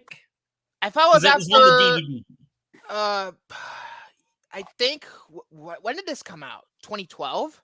But apparently, this served as inspiration for Agents of S.H.I.E.L.D. Oh, there we go. That's Agents of Shield, even though again, not canon anymore. Yeah. No. It's cool. Bye. It's a little overlong. It's definitely like the one that looks like the most effort was put into it actually. But again, with a lot of these shorts, they're mostly just fine. Yeah, they're just like they're That's nothing it. burger. If you like nothing burgers, you could just digest them, get it all Which is out of your why system. most of them are just not canon anymore. Yeah. Same thing. Let's see. There's the one short after this that a funny thing that happened on the way to Thor's hammer. What in It's the just hell? Coulson going into a convenience store and getting into a situation with, I think, some people that are trying to rob it or something. But That's just a bizarre. it's It's a funny. nothing. It's a nothing burger. It's funny, and that's about it. Then we have the one shot Agent Carter, which kind of serves as a the backdoor backdoor pilot pilot for the for show. agents for Agent Carter, Which is also no longer canon. and it's fun, it's cool. And I completely forgot about it after, After a you glass know, I of watched wine. it. But then I will say with this short, I actually really enjoy, and it is the first Team Thor one, because I think the humor in this is at its peak. It's the first one that did it, and the jokes in it are really enjoyable and funny, and Chris Hemsworth just really does have really good comedic timing. And it also, it is funny because, what's his Taika Waititi did What We Do in the Shadows before, Thor Ragnarok and everything. So it's done in that the Office, Modern Family, Mock, kind of style of, which would they later be interviewing them. used for WandaVision episode 7? Yeah, it's 7. Yes. The Modern Family ripoff one. And that stuff Which is really better than funny. Modern Family, by the way. Fuck that show. It show's not funny. So at number 22, we are back to the movies, and I'm putting The Incredible Hulk. I've already said that I really enjoy this movie a lot. It's just, it feels, I want there to be, the 2-hour, 20-minute cut that, the director and Edward Norton wanted to release. I wonder And why stuff. they cut it down so much. That's the Because thing. it feels like a movie that is just going by a little too fast at times. Like the movie's I think it's one of the shortest in the MCU. It If not is. the shortest. I don't know if the Marvels beat it or It's not. 114 minutes. Actually, no. Marvels is actually shorter. Really? Yes, it is. I think it's only 103 minutes. That's it. Holy crap. Whoa. Okay. So yeah, I like The Incredible Hulk, and I do like Edward Norton's portrayal. I kind of like him physically better than Mark Ruffalo, because I do like the idea of this very scrawny, skinny guy becoming this big hulking monster. Not a bad idea. I mean, Edward Bana was kind of like that. I think. Well, Was Eric Bana kind of like that? I would think so, yeah. Although Ang Lee's Release the direction Norton is cut, fucking yes, abysmal, Hunter. but anyway. Although we do have most of the deleted scenes, we could just, Assemble your own damn cut. Now we actually do come to Thor: The Dark World, and I will say, with Thor: Alan The Dark Taylor World, is like the most cursed TV to movie director of all time. this movie has such a bland villain that I completely forget how to say his name every Christopher time. Eccleston, I believe that's who it is, right? But I will say something about the goofy fantasy elements of it. I just have a ball watching this movie. I don't know why I gravitate towards it, but I don't understand why. I don't think it was it Feige? Because did Avia Rod already fuck off with the MCU at this point? He might have, but I think they were gonna do.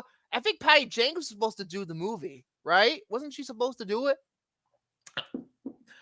Oh, she was. I Yes, think she was. That's right.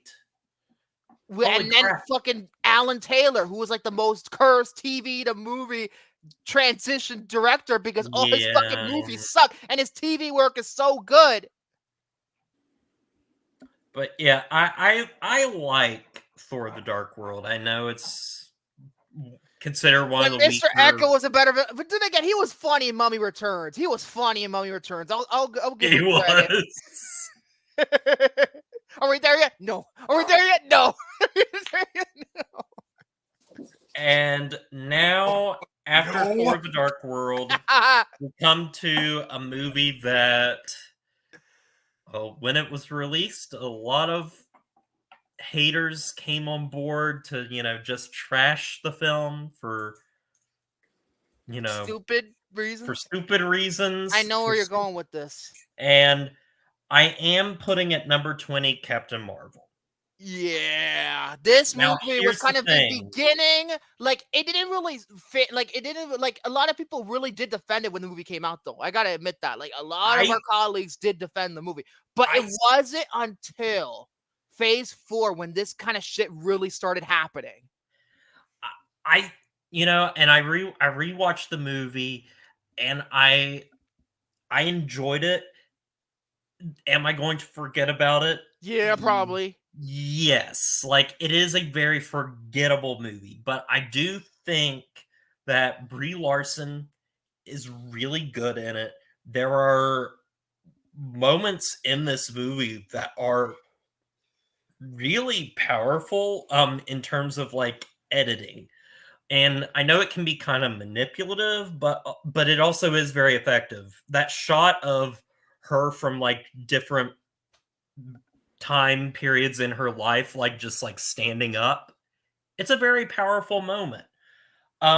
Villains not that interesting. I think if we just went with a more traditional origin story instead of the like let's learn the origin story along the way, In other words, maybe you it pulled would a have been more Lost. investing. You pulled a Lost in a way. You pulled a Lost. Yeah, it's just It's funny I because will say, the movie we're gonna review tonight is a let's learn the origin story as we watch the movie kind of movie too. yeah, I will say too, um, I love the Stan Lee cameo in Yeah, that this was like his second because to Stan last Lee one. had just died, Died. Yeah. and there's something so sweet about the fact that it's in this Stan Lee cameo, he's basically playing himself. Yeah. That because he's reading the Mallrats script. Oh, I love Mallrats so fucking And much. I there's love something so Mallrats. sweet about this interaction between him, and he looks up at Captain Marvel and is like smiling, and she smiles back at him, and I don't know, it's just I a think that's like kind of fantastic tops though when in the cameo in Endgame when he just rides off into the sunset. that's That's great beautiful. too. You know. In fact, I forgot about that cameo in Endgame until I was Mhm. watching it. Yeah. Because I was just like, "Oh yeah, he died and his final cameo was in Captain Marvel." But no, I Technically, in forgot it terms of was in filming Endgame. order, yes, Captain Marvel was the last, but because Endgame was shot before Yeah. Captain Marvel, technically speaking. But in terms of like, when it was release So order, yeah. so yeah, that's enough with Captain Marvel because we got a lot to get through. Hmm. So number 19, I'm actually going to put the last movie I watched, and it's going to be Spider-Man: Far From Home. Believe it or not, I want to be controversial. That's my favorite of the Tom Holland Spider-Man movies. Really? It is. Wow. Although to be fair, Um. nothing's gonna top the fucking Raimi trilogy. Let's just face it. Oh no, Oh you're yeah. biased because of Kirsten. No, it's just He, always been like that. here's the thing. I will say this too. Um. I love No Way Home, and I only like Spider-Man 3, but at the same time, I feel like I'm gonna watch Spider-Man 3 more than I watch Because No I Way feel Home. like with No Way Home, it's a great movie and everything, but when you really think about it, there's a lot of plot holes, particularly with the stuff with Doc Ock and how he sacrificed himself, Spider-Man 2. I'm like, why is he suddenly still being bad to this Spider-Man? Why is he still being bad? I'll say for Far From Home, the humor is on point with this movie. Yes, it is I very found this funny. movie so freaking funny. Um, I was talking to my best friend The about this two too. I teachers, want they're funny. I want a entire I want an entire Disney Plus series about just the teachers that work at this school. Sony would probably not allow it though. Sony would probably not allow it considering Oh remember this no, is a they Sony wouldn't. movie, technically speaking. Um I really like this movie, but I think it's at its best when it's an epilogue to Endgame. I feel like, to me, like the when it's at its best, it's not really focusing on Endgame. It's just trying to continue the Homecoming story. Him trying to step up as a superhero. Because that to me, I like the idea of him being like, there needs to be somebody that fills, Iron Man's boots and everything, and it's just like, but it is also involved in what you were saying too, of him stepping up. Mm-hmm. And Jake Gyllenhaal. Oh, he's fantastic. Fantastic. The scene of him like fighting Mysterio with all the effects going around is just like something straight out of a comic book. Mm-hmm. And I also really like the press, even though she's technically not MJ, she's Michelle Jones. It's just the archetype. I mean, I'll probably get to that with the Kirsten bitch. I'll get to that. But like, I like Zendaya in this movie a lot better than in Homecoming. That's what I wanted to say. I do too, because she's not a character in Homecoming. She is not a character. It's the MJ archetype. It's not Mary Jane. Again, Michelle Jones. But like, she's not a character in that movie whatsoever. She's just in the fucking background throughout the whole movie. Okay, so at number 18, I'm going to be controversial with some people. Oh, God. And just also explain too that I'm sorry, guys, I'm not the biggest Thor fan. Boy, but I do like Thor Ragnarok a lot. That's a surprise. Doesn't surprise me, considering all these other Thor movies were pretty low. Thor Ragnarok. I do not like the third act or the first act of this movie. You think it's too silly? I think it's too much. I think the opening scene. And again, Taika Waititi's always been a little too much, to be fair. I don't think the opening scene is good. I just do not like the opening scene. And I feel like it's just it juggles around so much in that first act to finally get to where it's going. Yeah, like, for example, they had to bring in Steven in because obviously in the end of Doctor Strange, he had to be there. And it's like, to me, it felt a little forced. It didn't really do that much in the movie. It just felt kind of forced. And then, but one thing I will say in that first act that is absolutely amazing, and it is Chris and Liam's other brother playing Thor and Matt Damon. Yeah, Matt Damon again. That scene is worth the price of admission just because. I love that scene. But I think the movie really hits its stride as soon as he gets on Sakaar, as soon as we meet Jeff Goldblum, and of course when we meet Hulk again. Because then this movie is fucking joy to watch. It is hilarious. It is so much fun. And then it makes me wish that the entire movie was just set on Sakaar, and because the stuff in what is Thor's place called? I can't remember what it's called. I don't really remember. But yeah. Asgard?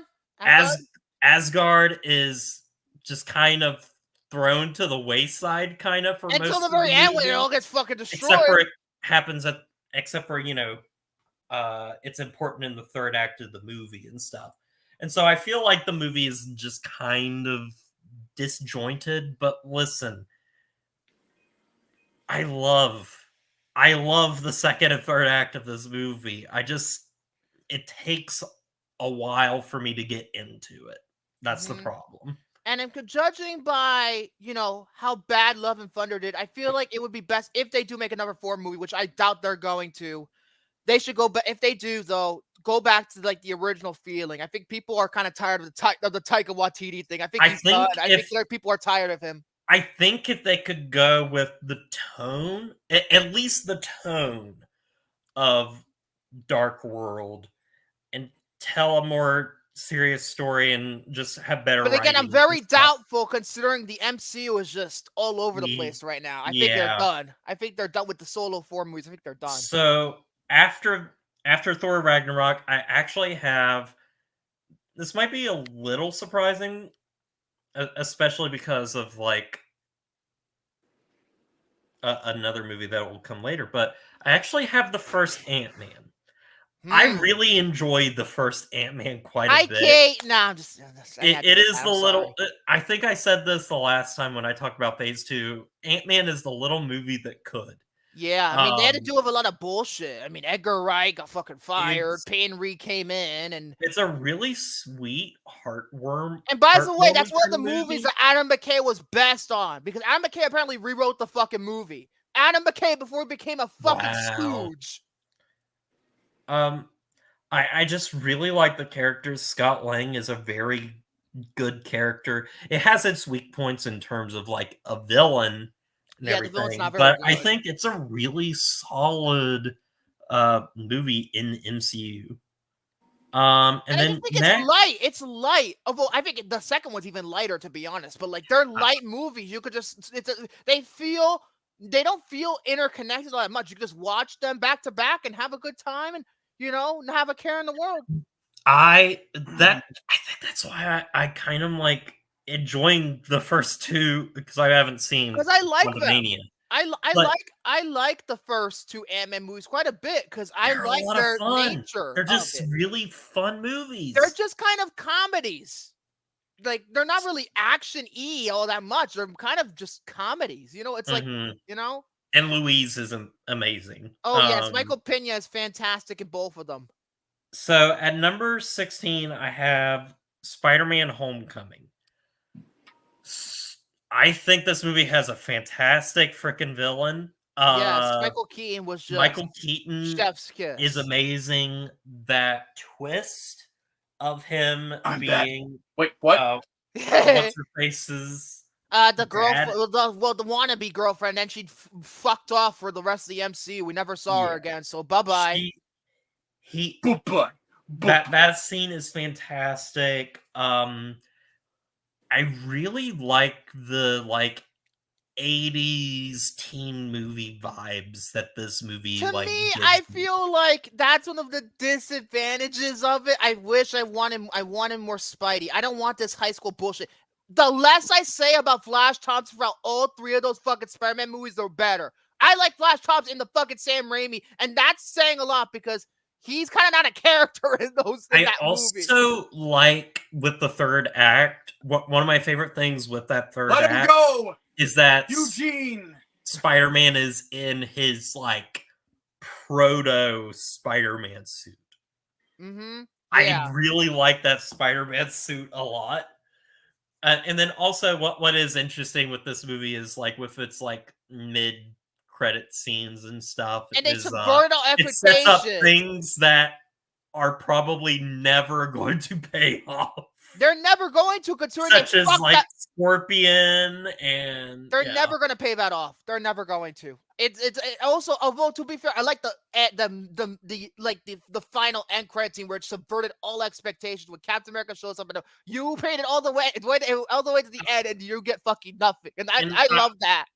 I'll say this with Spider-Man: Homecoming, because I was trying to watch the MCU and trying to see where the transitions were of where people are oh, this is formulated. This is an MCU movie. I kind of felt like it does sort of start with Spider-Man: Homecoming, because it does feel like it was made by producers and not Amy Pascal. Yeah. It feels like it was made by producers instead of, It felt like Tom Rothman was breathing. I feel like Sony, they produced the movie, they financed this movie, but they were breathing it down Feige's neck. I'm just like, you have to do this, you have to do this, you have to do this, and then we'll let you do a little bit here. We're gonna bring in Pepper for a bit. That's that you could do that, but then you gotta do this. It also has 6 credited writers on the movie. That's why it's so fucking messy. Yeah. And then the compared other two, to Far From Home, which has 2. and No Way Home, which also only has 2. which is the same people. The yeah. same people who are good writers, except for those Jumanji sequels. Fuck those Jumanji sequels. They suck. So then at number 15, we have Ant-Man and the Wasp. I like the one with Robin Williams better. I like, and Me Kirsten too. is in it too, so take a shot. Ant-Man and the Wasp is so freaking fun. I love these I like it a Ant-Man lot. movies. I like it. I No, like no, it. no, no, no, no. I like it a lot. I love it. I like it. And like it just kind of gives me more of like the stuff that I liked in the first one. It's I like the even character funnier. building between Scott and his daughter. I think it's his daughter, right? Isn't it his daughter, Cassie? Mhm. Yeah, I like that relationship a lot in that second movie. The villain, Ghost, whatever her actual name is. It's really refreshing to have a villain that's like a antagonist and not exactly a villain. Yeah, she's Also, not really having Walton Goggins is kind of awesome in the movie. she's not really like that much of a bad person. No. She's not trying to be like, oh, I'm gonna take over the world. I'm just like, Just as like, I want to not be a ghost. Exactly. And then that's why Lawrence Fishburne is there, to Which I was good. When I rewatched this movie, because the last time I saw it was in theaters, I forgot that Lawrence Fishburne was in this movie. He's great. He was in CS. Not a lot of people remember that. Yeah. All right. So it's kind of after this point where I'm just like, I freaking like kind of love these movies. So it's like these. So at number 14, I have Captain America: The First Avenger. And I said this in my ranking of Phase 1, and that is that I think the first 40 minutes of this movie is utterly fantastic and one of the best things that one of the best 40 minutes I've seen in a superhero film. Just the optimism, the setting up of the character, what Captain America means, what it means to be a good person. That's just stuff that I really think just hits home. And it's pretty much the Rocketeer Part 2 movie at the end that's kind of disposable. And it pretty much, it's like the Rocketeer Part 2, because I don't even know if that fucking sequel's even going to be fucking made. Because I know they're talking about the Rocketeer 2 for so many fucking years. I'm just like, Jesus Christ, when are you going to make it? I won't talk too much about it because I have already talked about it before. And then after this, people might be, surprised and everything, because a lot of people do put this pretty high. But, after watching all the other movies, it does eventually kind of fall to the wayside just a little. And it is the first Iron Man. Wow. You guys know me. I do love Iron Man 3 the most. So, that's obviously going to be higher than the first Iron Man. But I do really enjoy the first Iron Man a lot. I like how it sets up the character. I like its tone. The third act I don't like as much, which kind of makes it one of the reasons why it's ranked a little lower. I like Stain, but then at the end where he starts spouting like movie villain dialogue, I'm not as invested. So then after Iron Man, at number 12, we have the last MCU short on this list. Possibly ever, because I don't even know if they even fucking made any more after this. Yeah. I mean, aside for, I Am Groot, which doesn't... Well, that doesn't really count. Because it's a series and stuff. And plus, it's, disposable. But again, all these shorts are fucking disposable, but you know what I mean. But this one is All Hail to the King, which it was what was it? It was directed by one of the Uh, writers of, No, Drew or it was Pierce. written by. Drew Pierce. I think he directed it. Yes. It follows Ben Kingsley's Trevor Slattery in prison. It has callbacks with Sam Rockwell's character from Iron Man 2 showing up, and it sets up a little bit about the true the true Mandarin and the Ten Rings, which will actually pay off later, which is kind of crazy to me. Yeah, it took them That a they while, but paid then this short, yes, this they obscure paid it short off that. on fucking Shang-Chi. So yeah, I think this is hilarious. I think Ben Kingsley is just fantastic as this And then character. He's this so character freaking is funny. just fucking. He makes me laugh my fucking ass off. Even in like Shang-Chi, oh my god, he's perfect in that role. So then at number 11, this movie, when I rewatched it, it shocked me at the fact that I was enjoying it as much as I did, because I used to think that this was like, I mean, one of my lower tier MCU movies. It's Doctor Strange. Wow, that's I actually kind of that high. really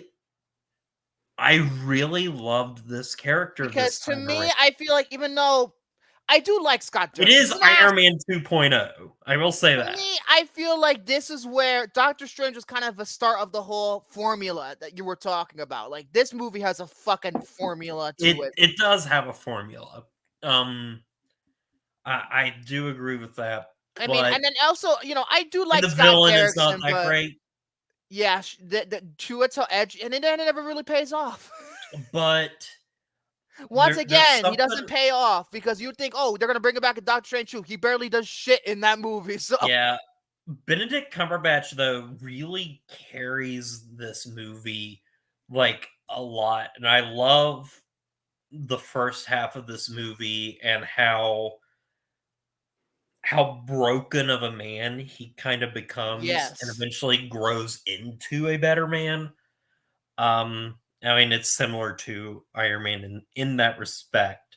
But then I love the final act of this movie. The effects, the like Inception stuff that things, goes yeah. on in the mirror world is stellar to watch. And I watched this movie on my 4K TV with the IMAX enhancement, Uh-huh.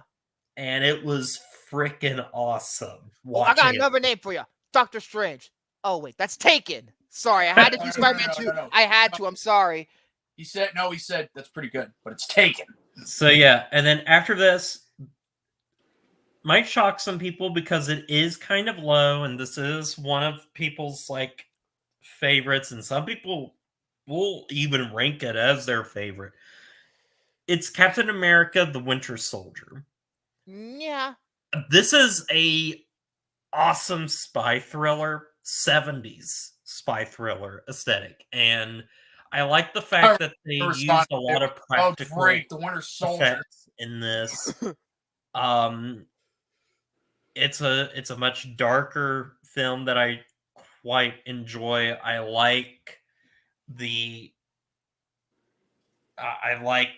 Bucky a lot in it as the Winter Soldier and stuff, and I really also like the relationship that Steve and Natasha build in this movie, which I will say this, it seems kind of romantic. I know that the Russos were like, "Oh, we see they're them platonic. as, They're a brother platonic. sister," and I'm like, They're "No, platonic. it is romantic almost." And then Bucky was like, fuck you, I'm going to try and do that with the Hulk. And then look how that turned out. Yeah. I Or was it Joss love Whedon? I don't know whose idea it was. I don't know. I love the brutal action in this. I love how tense it is with the, Hydra infiltration. Basically, the one thing about this movie that does hold it back is I don't think about it a lot.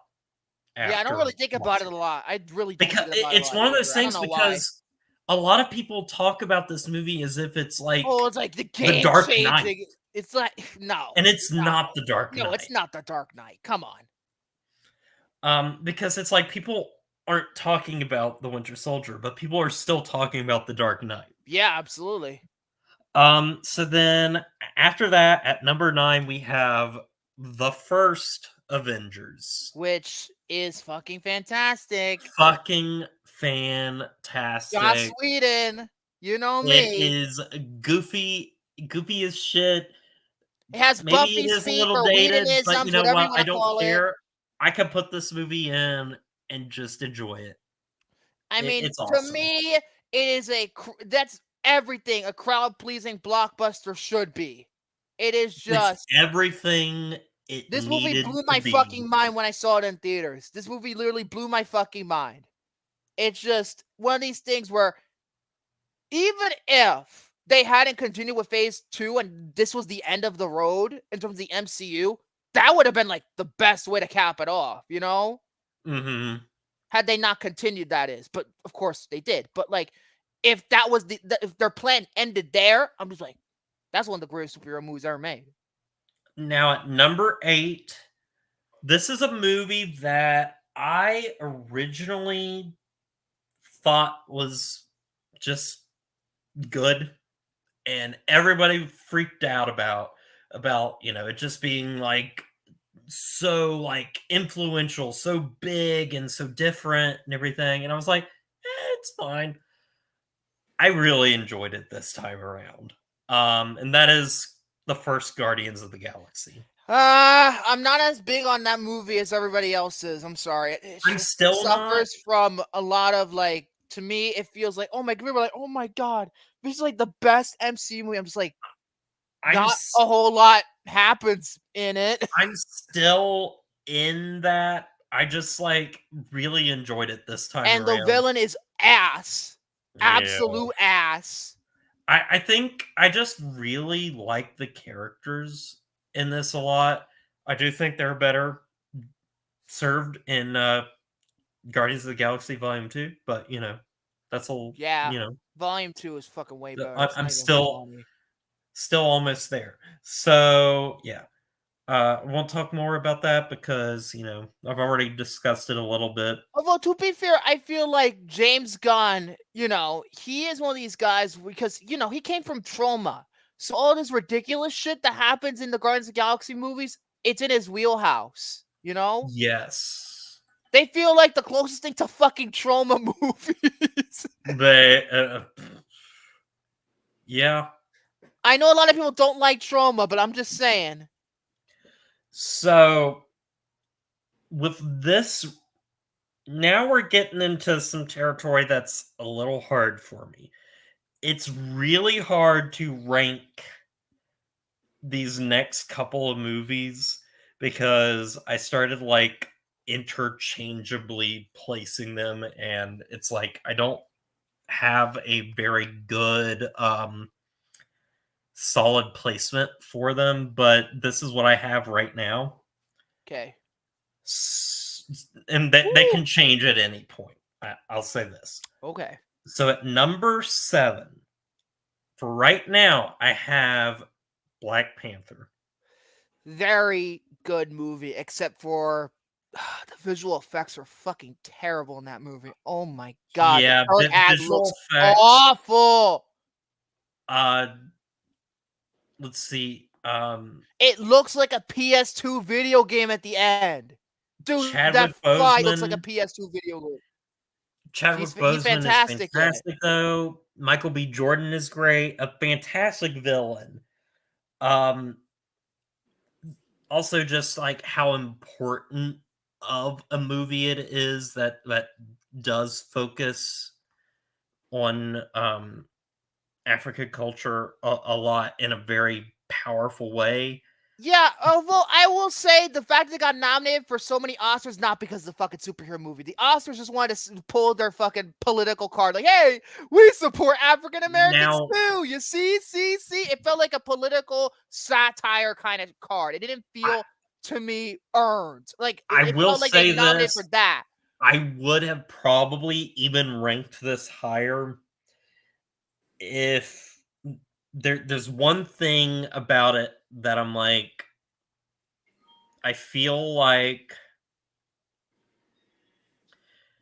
it either should have been, for one, to fix this movie in a certain way, it could have either been an hour longer, which I wouldn't recommend, No. or that I feel as if Killmonger should have taken over Wakanda Earlier. so that we have a better contrast of his like rule, so Mhm. that like we see like how he is bad for Wakanda. Like we To me, I think physically see that he takes over the throne like almost midway through the second act. Maybe even Yes. towards the end of the second act. I don't It- know. It feels like, and that's why I was saying like maybe this movie should have been like an hour longer, because maybe there should have been like maybe the second act of this movie should have been him in rule of Wakanda. Mhm. That is my one thing where I'm like, it's not like a flaw with the movie, but it's like one of those things that like I wish they had done, because something about him, like in the story that they set up, makes him feel like a villain that would be better suited for a Black Panther sequel, Which is where obviously not. the end of the first act is the big like downfall or something. Uh-huh. But it being Black Panther's first, outing after Civil War, Mhm. you want to have as much Black Panther as you can. Yeah. And also, yeah. I felt like Martin Freeman was a little waste of it. You could say that about every MCU movie that Martin Also, the Freeman's been soundtrack in. is freaking awesome in It's this. not bad, but again, I'm not into rap stuff. Although Ludwig Göransson's score is fantastic. This put I was Ludwig mostly thinking of Göransson. Gorson's score. Ludwig Göransson. This put him on the map. This put him to do work on Mando. This is what got him that job. And of course, doing the Christopher Nolan movies post Dunkirk. All right, number 6. I already delivered the bad news to William before I got on here. Uh-oh. I'm sorry, but I am putting Endgame at number 6. Oh, yeah, you've really done it. That. Piece of shit, No, it ain't gonna be funny when you get a lot of people on your ass later.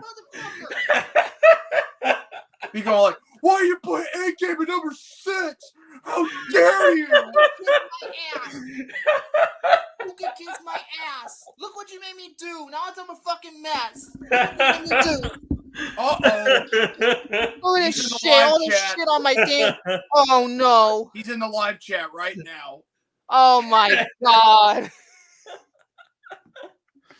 Listen. I don't understand this one fucking bit. Listen, aside Jared, from everyone is Spider-Man beyond- 2, that everyone's is my beyond- favorite superhero movie of all time. Aside Listen, from Spider-Man and 2. I am Jared, glad everybody's beyond listening now. You've already done it yourself. Look, so. you already killed everybody in this damn chat. I know. Jesus They're out Christ. to hunt me now. Jesus Christ, it's gonna be Listen. an absolute witch hunt now. Listen, everybody that loves this movie, I'm so glad you do, because listen, I do love it too. I think it's a fucking masterpiece. The best And film of the last fucking 10 years? Last decade? I think it is the perfect ending. It is. It is the perfect ending. But what also, wasn't? let me say some things too. The first Oh Jesus! Here 20 we go. minutes of this movie He's tearing me apart. is one of the most somber, fucking like brutal, amazing things and like mature things that I have seen for a superhero movie. The first 20 minutes of them just, being like, what the fuck do we do?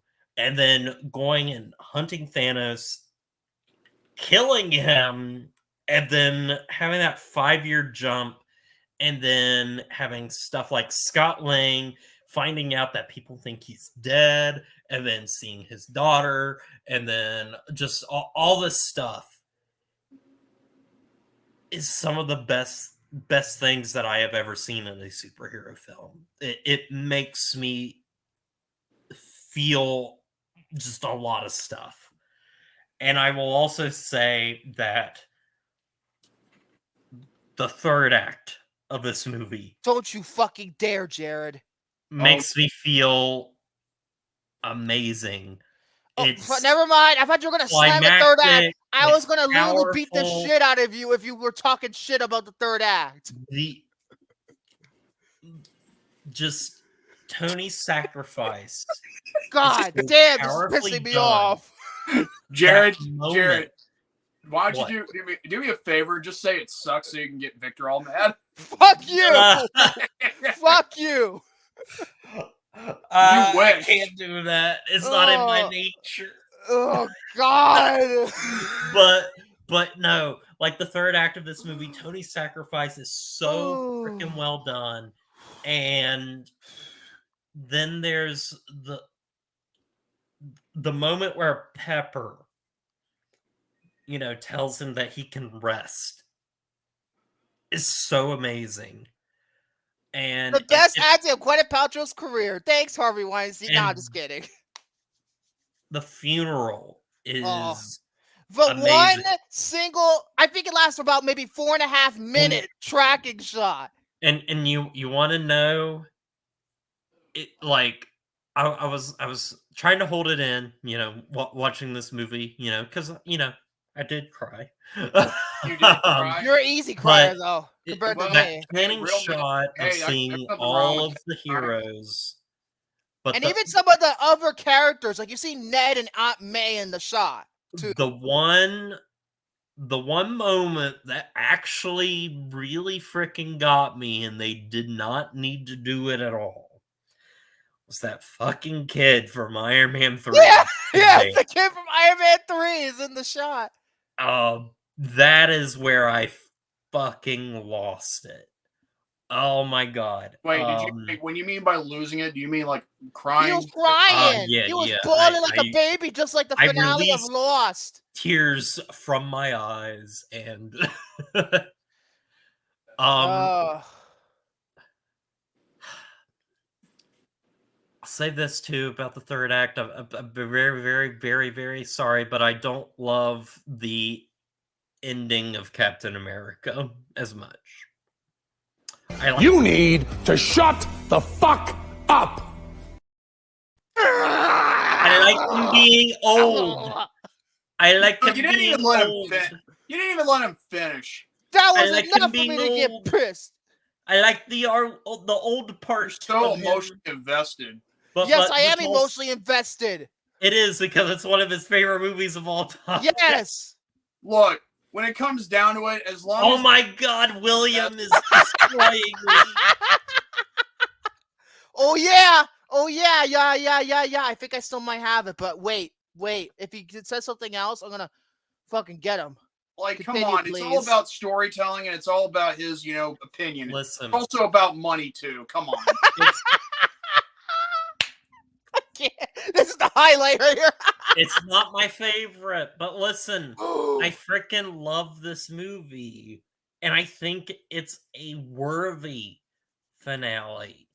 I think it's one of the most important See? superhero movies ever made. Like I said, if it wasn't for like I said, Spider-Man 2 for a long time before I saw Endgame was the best superhero movie I ever saw. After that, because I don't hold the Dark Knight saying, "Oh, it's the greatest." Like, it's one of the greatest. Don't get me wrong, but I don't consider it the greatest. That's just personally. But when I saw Endgame, it fucking like Jesus Christ. I'm just like, holy fuck! Did Spider-Man 2 look like a pussy whip movie compared to it? Now, I don't consider that anymore because I fucking love Spider-Man 2. It's fucking another one of my favorite movies of all time. But like, this movie, when the third act happened, I felt like I was gonna die in the fucking theater. I felt like I was having a goddamn heart attack. The whole theater when fucking erupted for like a good minute straight when everybody started coming back. And then when Cap finally says the two words we waited 11 years to hear, people just went fucking nuts. What was those two words then? Now, Avengers Assemble. We had 11 years to hear it. I will tell you, Victor, remember, I said the next couple of movies, I'm still rearranging. It's still not number one, I'm sorry. But Look, Hunter, right, you love this movie. Wrong, it's not number one. Oh my God, you're literally, oh my God, dude. God. Hunter, I wouldn't show up. Hunter's gonna kill me in my sleep. Word of advice, I wouldn't show up in the film forums for a while. But they love me there. Yeah, well, not loves me. Not anymore. Yeah, we went nuts to that because we had earned it. Because the dick tease at the end of Age of Ultron was like, "Oh well, that's funny." You say they love very you, well, funny, but like, well, you say they love you now. Well, here's the thing: not anymore after what you just pulled. He turned heel. He turned full on heel. Because my next rankings don't even matter. But guys, remember, I did that caveat at the very beginning of the movie, very beginning of the thing. These are my personal favorites. You knew when to say that because you knew this was coming. Yes, this is exactly why I did that. Because number 5, even though it doesn't matter anymore because I already ranked Endgame. Oh my God, it's so funny. I'm putting Guardians of the Galaxy Volume 2 because I fucking love this movie. I love Volume 2 for the record.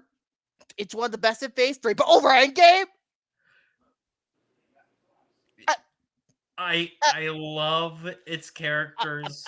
I do so too. Much. I do too. I like Mantis. How they develop them a little bit more. I like that we get some downtime with them. Yeah.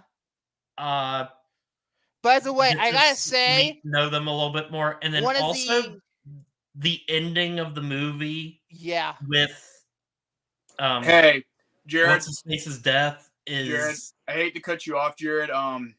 This topic has been going over for an hour. I don't care. Let him finish. I don't have very much we're to say about almost Master done. Phantasm anyway. I knew that this was going to be a long one. I knew. I'm just saying because someone in the forums wanted to be a smartass, saying if the topic that I was going to present was 5 minutes, 30 minutes, or an hour. David. Yeah. Anyway, keep going. Take your time. We're here. We're going to be. I do love Guardians of the Galaxy Volume 2 a lot and everything, and I do like it more than the first one. That goes without saying. I love and the ending really fucking gets me. Also, one of the greatest needle drops. Fleetwood Mac, enough said.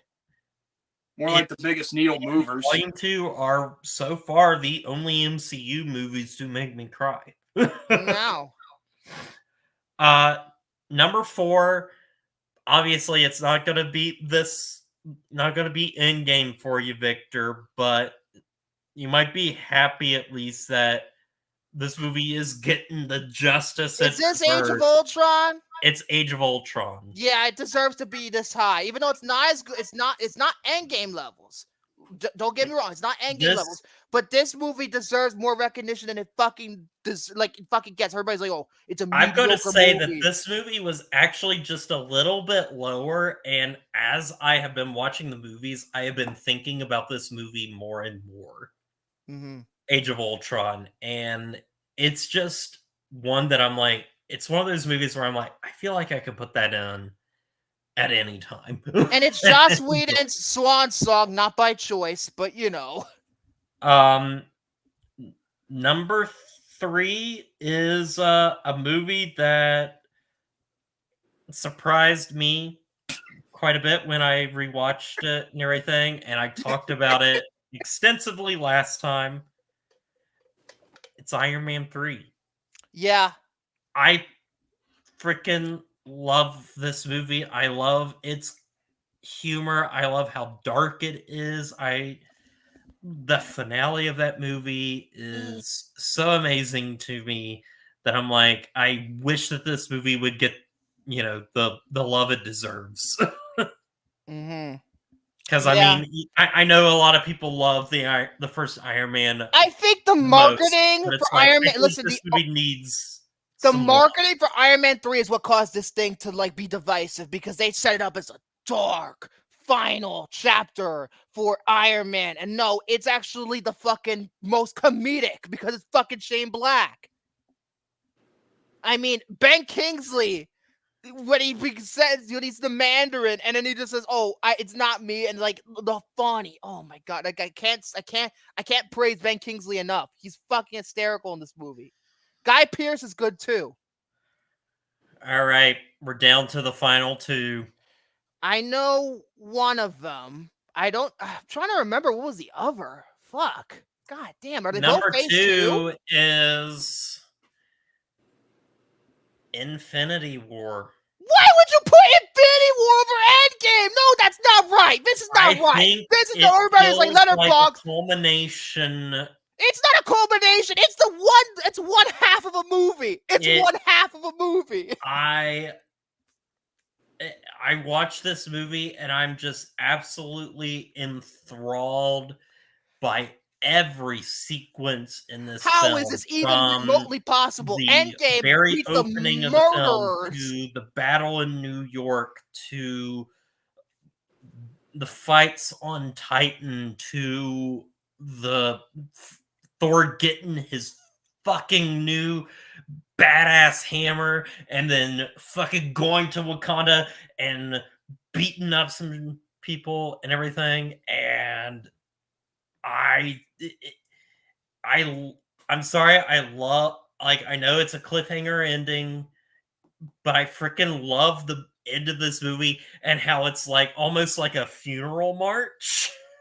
I remember when I first saw this movie, I fucking hated the ending specifically because it was a cliffhanger. I don't like cliffhangers unless it's on television that much. I think cliffhangers don't work as well in movies. That's just me personally. For me, I think it at least it is a cliffhanger. And people were like, some people. But I think it does end the story it was supposed to tell. I think Part 2 had more of an ending than Part 1, not Part 2. I mean, it does. But technically, both have cliffhanger endings. Both of them do. But both of them have proper endings.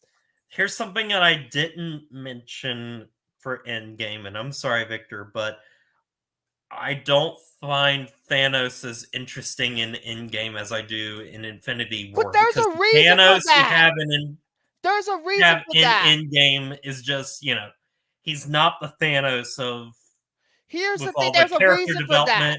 And the death of Gamora and all that stuff. There's a reason for that. One, Infinity War is Thanos' movie. Secondly, that's why Endgame was there. It's the Avengers movie of those two multi-part things. But I just don't find him that interesting. I disagree heavily.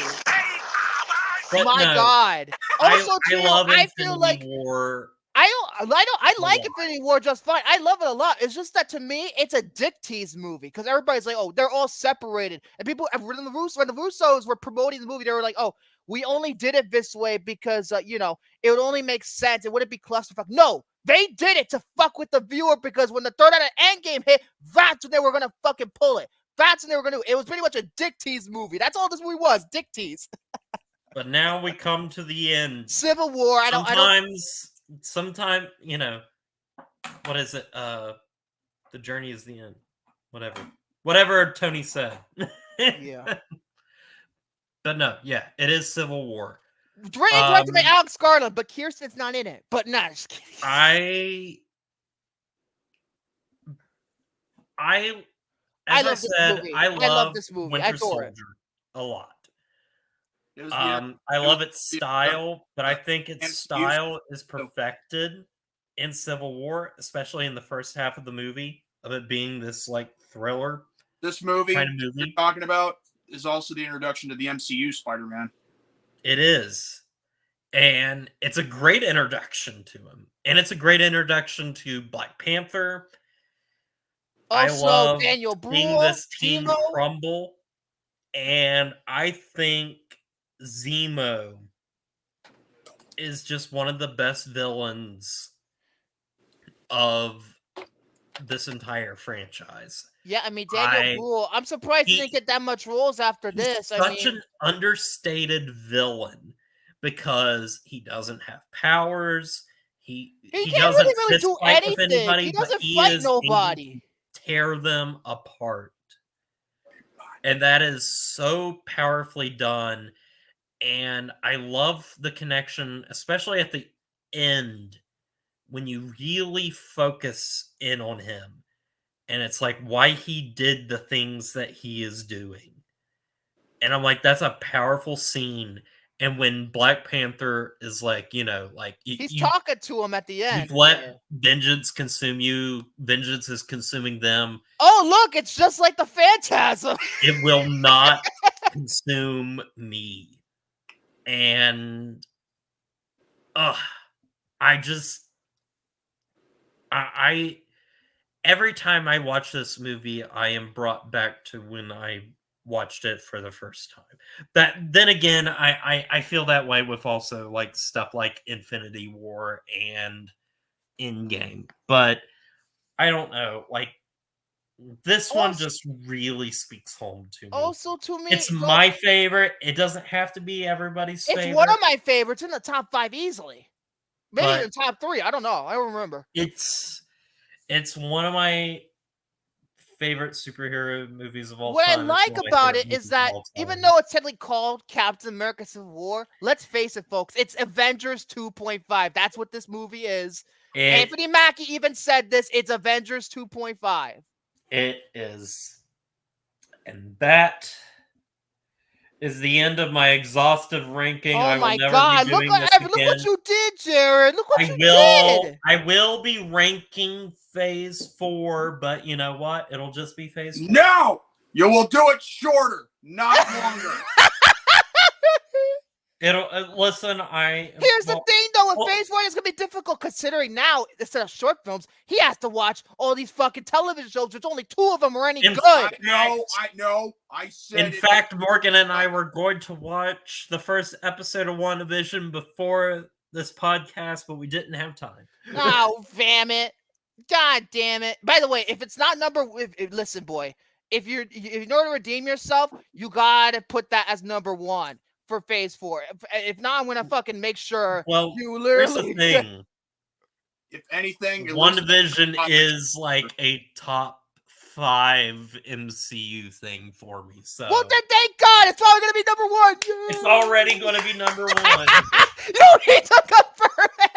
I just confirmed it. At least could you just make the topic You can be happy when I eventually do the list because you'll and already fuck know your what spin off Phase 5. At least and then I do Phase 5 at one point, and I'd be like, and the number 1 spot is, this is weird, I guess it's WandaVision again because I really like it. Woo! Oh God! I'm like fucking like. At least next time, make the topic make the topic like shorter, because an hour. He had what? He reviewed like what? How many movies was that? Or shorts combined? 20, how many was that? Combined with everything, it was 31. Good Lord, this is why I have to divide the Kirsten ranking. Like I was thinking about doing it over 2 weeks. And I was like, maybe I should. Maybe I should. Maybe you must. Maybe you must. Maybe I should. At least I didn't have to be on mute for because I lost. Honestly, I could have been on mute for the entire thing, but I just needed to tell Jared that his topic has gone over an hour, and I know some people might, No, but everybody was talking about. I think mostly the part with the game was for shock value, and that's what really shock value. You felt that way. I don't think it was shock value. I think it was. I think it was because look how people got emotionally involved in the live chat. Hey, listen. He knew which buttons. Hold on. That just means that they are passionate about what they love. Yeah, but that's what I like. You knew which buttons to push. And you did. To be fair though, last time he pushed my buttons this bad was when he gave like Jerry Maguire, I think a 9 out of 10. I think. Yeah. Because when he did that, was like, that's almost to near perfection. Near perfection. It is perfection. What the hell are you talking about, Jordy? You talking about shock value?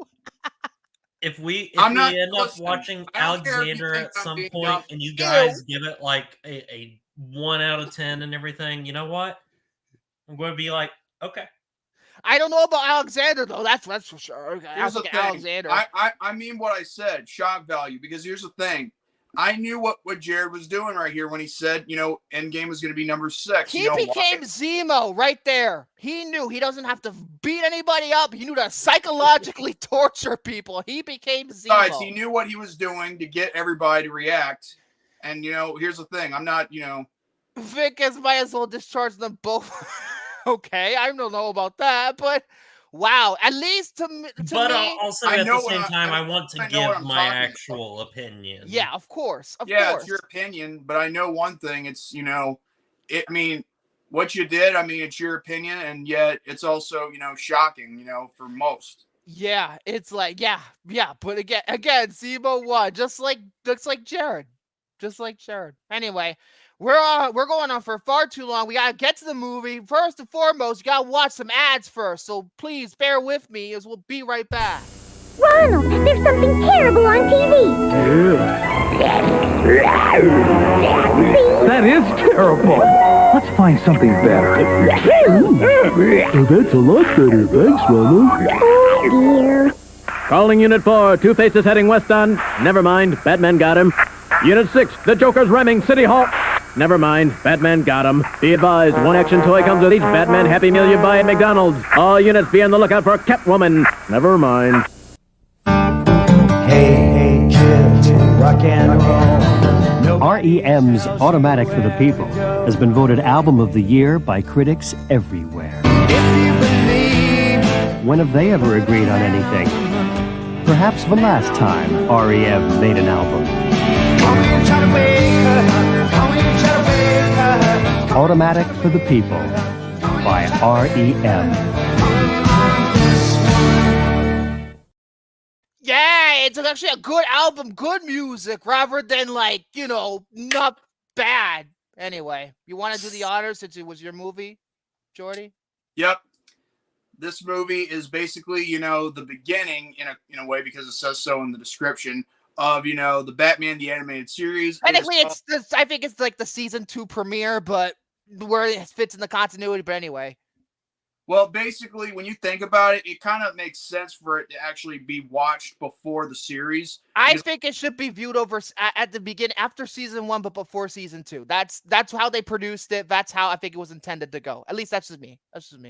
That's just you, but the problem is the fact that it's basically, and the producers apparently intended it that way too. I think they did. Yeah. Well, regardless of what many may think, this is actually a very recommended movie to watch if you're a fan of the Batman the Animated Series, and also a fan of Kevin Conroy and also Mark Hamill, with their respective roles as Batman and Joker. You will find this movie very entertaining and probably the greatest among the greats of Batman animated, movies in general. So that being mine, this is Batman: The Mask of the Phantasm. There's no "the" in the Mask of Phantasm. Just called Batman: Mask of Phantasm. Now, America's most exciting and legendary movie hero comes to the big screen like you've never seen him before and faces his greatest danger, the Phantasm. I want you. Can't be too careful with all those weirdos around. In a soaring new full-length motion picture adventure, Batman: Mask of the Phantasm. Rated PG. Starts December 25th, only in theaters. Okay, that's pretty good. You know, wait, in I have honor of the William not Blu-ray? being here, You know, I I am, doing the Blu-ray thing. I am it's doing the kinda Blu-ray funny. thing. I have the set too, but I don't have the Funkos. It's with kind it. of funny. I This need is the this 4K. is I believe this was the first time they had a Batman movie that was animated in theaters. Yes, it was the first time. It was. Yeah, the first time. and I think it was actually pretty. Jesus. As in raised. God, stop it with the burping, Victor. God damn. I guess all that anger with the whole Endgame thing made me burp so much. Jesus Christ. Anyway, before we continue any further, Batman Mask of Phantasm is a 1993 American animated superhero film directed by Eric Radomski and Bruce Timm, from a screenplay by Alan Burnett, Paul Dini, Martin Pasco, and Michael Reeves. Story by Alan Burnett, based on the characters created by Bob Kane and Bill Finger, and Batman the Animated Series, developed for television by Eric Radomski and Bruce Timm, produced by longtime Batman producers Benjamin Milnecker and Michael Uslan, starring the voices of Kevin Conroy, Mark Hamill, Dana Delaney, Hart Bochner, and Abe Vigoda, and it was released on Christmas Day, 1993, by Warner Brothers Family Entertainment. Budget was $6 million, and it was a big box office failure, making only $5.6 million, mainly because of the fact they decided to release the movie in theaters at the very last minute. No joke. It was supposed to be a direct-to-video movie. And then Warner was like, nah, you're going to be in theaters. We're going to put you on Christmas. That completely makes sense because there is like two versions of the movie you can watch, which has the Letterboxd. I watched the widescreen version of the movie just for please. I don't want to watch a 4:3 image right now. I was like, I don't want to watch a 4:3 movie right now. Regardless of it, I mean, even though it didn't really do good in box office, still it got critical acclaim though, which I'm going to get to. Critical acclaim, and for good reason, for good storytelling, character building, and also exploring the lore of the origins of Batman. Anyway, in this animated feature, good other things too. It's not just an action adventure. It could also be labeled as drama. It could also have romance. I actually think I'll get to it because what this movie actually is. Anyway, the description. Okay, this description is very bad because it's not entirely accurate because it says the first sentence is in this animated feature set in the 1940s. No, the Batman animated series is a very similar universe like the Tim Burton Batman movies, where they're blending modern and the present with the past and blending them together. That's because it has an Art Deco look, because it mentioned jiu-jitsu. I don't think jiu-jitsu was around in the fucking 40s. No. At least not popular. Oh my god, yeah, that doesn't. doesn't make any I'm looking sense. at the Google description right now, and I'm like, that makes no sense at all. Anyway, the rest of it goes: the troubled yet heroic Batman is pitted against a mysterious figure who is rubbing out Gotham City's most dangerous criminals, and who many believe is the Caped Crusader himself.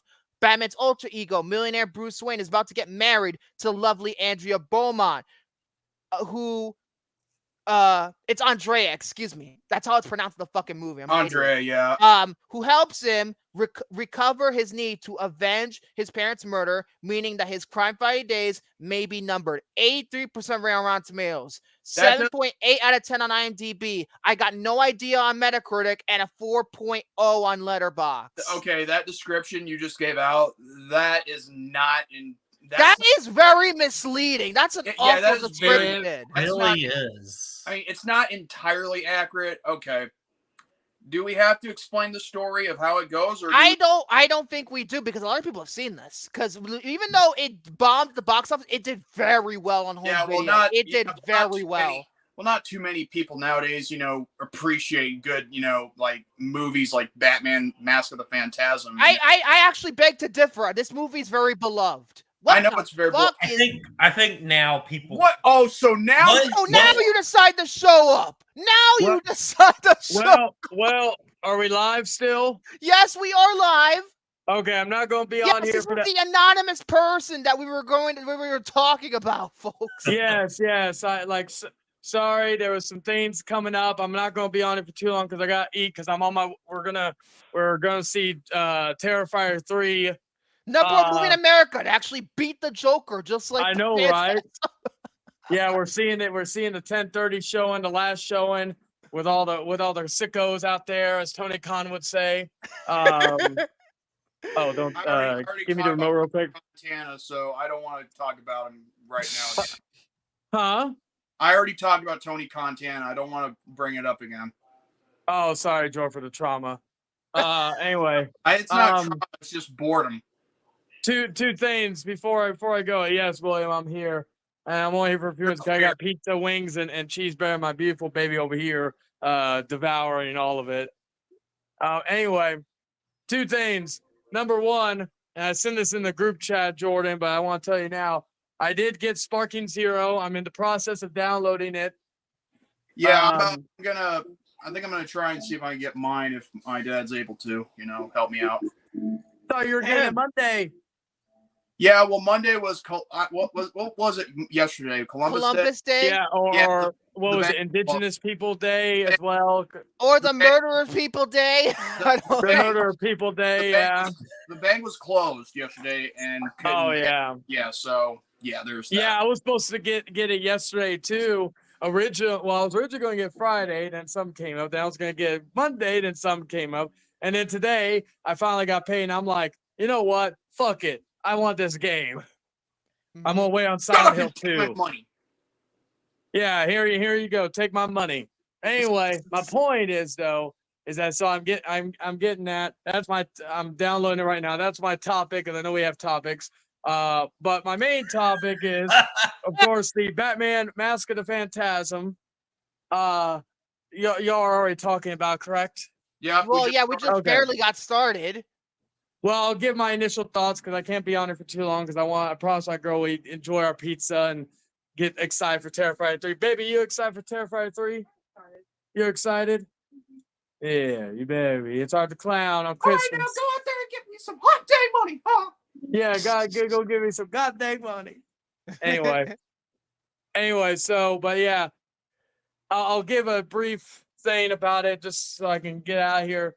And not take over the stream, but even though I crashed the stream unannounced, even though I said, but anyway, no, I love this movie. It is probably in my, I would say top 3 favorite Batman movies of all time. That's where I would put it, give or take. Like, and now granted, also I'm one of the ones that thinks the best Batman movie of all time currently is The Batman. Mind you, I've seen every Batman movie of all, so anyway, saying, oh, well, you just say that because that's the most recent one. No, because I think it's a fucking perfect movie. Anyway, I love Mark Hamill's performance. I think Kevin Conroy was, because Return to Joker also, like Return to Joker and Massive Phantasm are some of my favorite Kevin Conroy performances in terms of all of his performances on Batman outside the games. But Batman, or not Massive Phantasm, Massive Phantasm. I think this is one of Kevin Conroy's best performances as Batman and Bruce Wayne. I think the voice cast as a whole is great. The animation. Victor, do you have the 4K of Mask of the Phantasm? I only have from the box set. I only have it from the series box set. As well. The animated series? Yes. Ironically, the animated series too, and Mask of the Phantasm. Ironically, I have 3 versions of the movie on Blu-ray. Blu-ray. Yes, I also have it on VHS as well. I have it on tape. Ooh.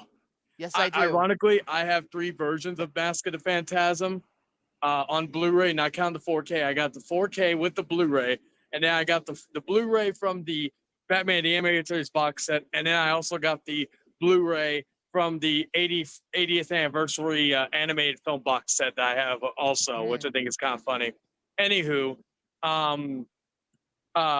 ironically, I'm wearing an AEW CM Punk shirt too. Makes sense. Anyway, my point is though. Anyway, hey, Young Bucks, Jack Perry, eat shit. Anyway, the animation in this movie is just fantastic. Even in on the 4K, it's even better.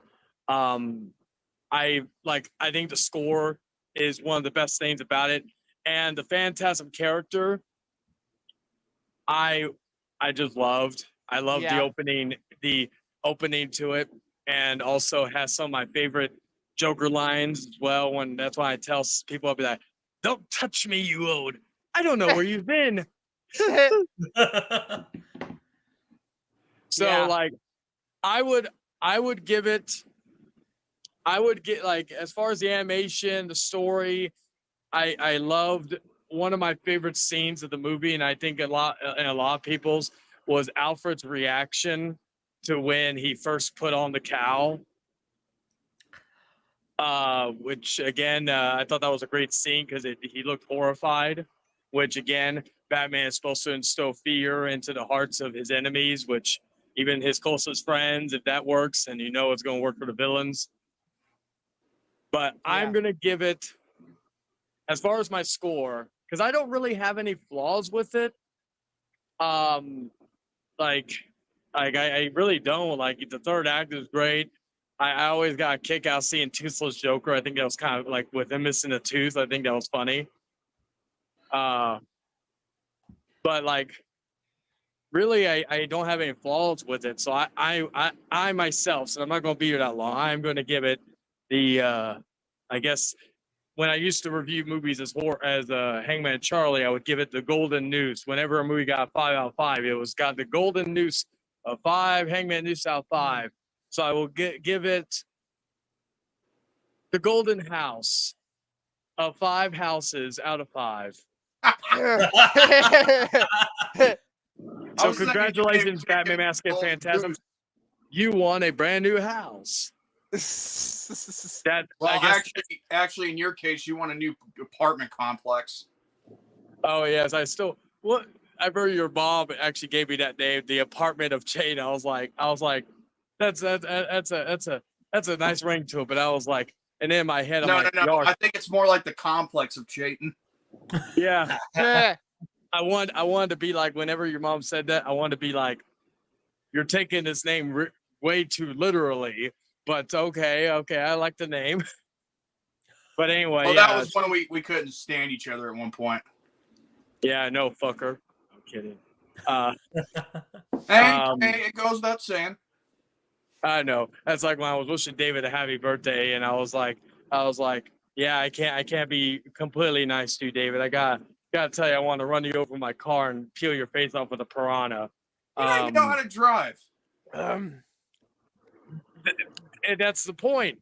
I get in the car, I don't know how to drive, and I'm going to run him over. You're going to GTA? Yeah.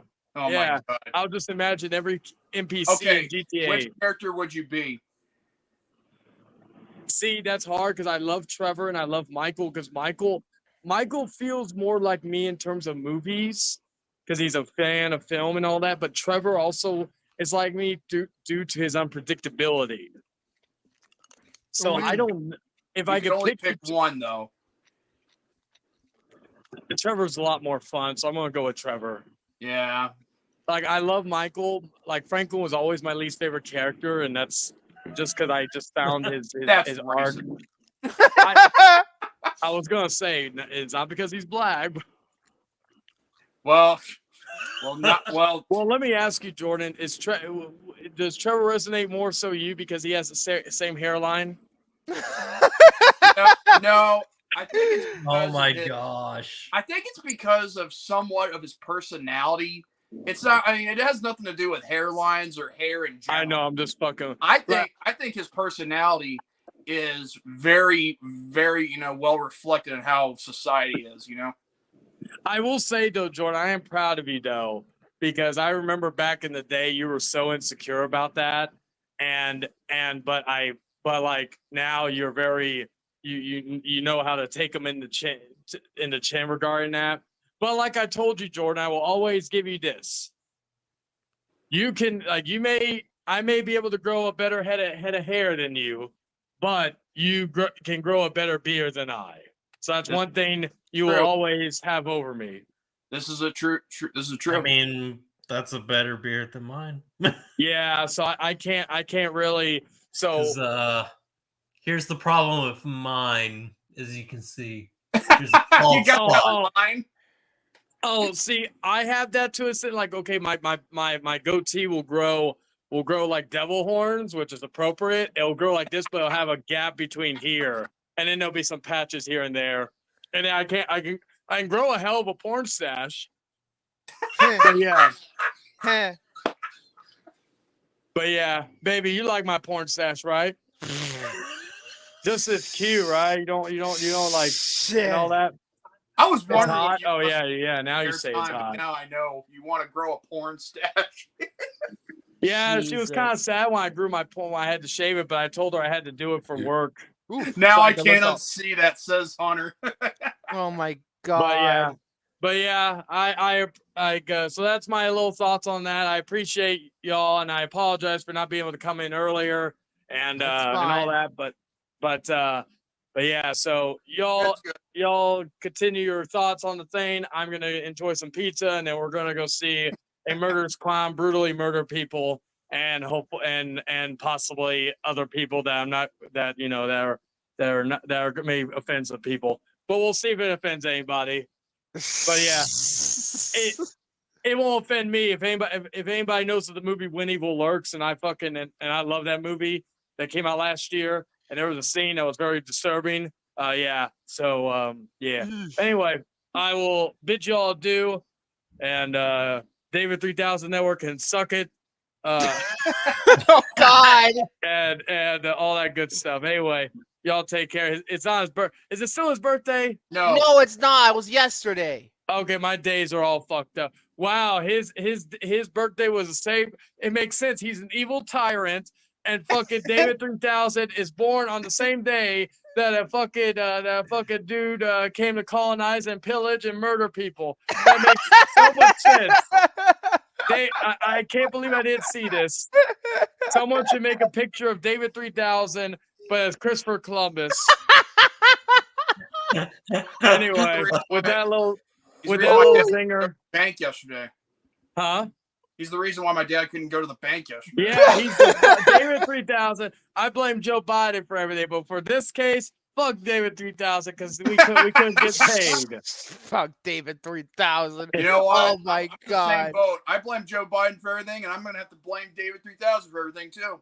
Well, fuck politics. That's what I feel.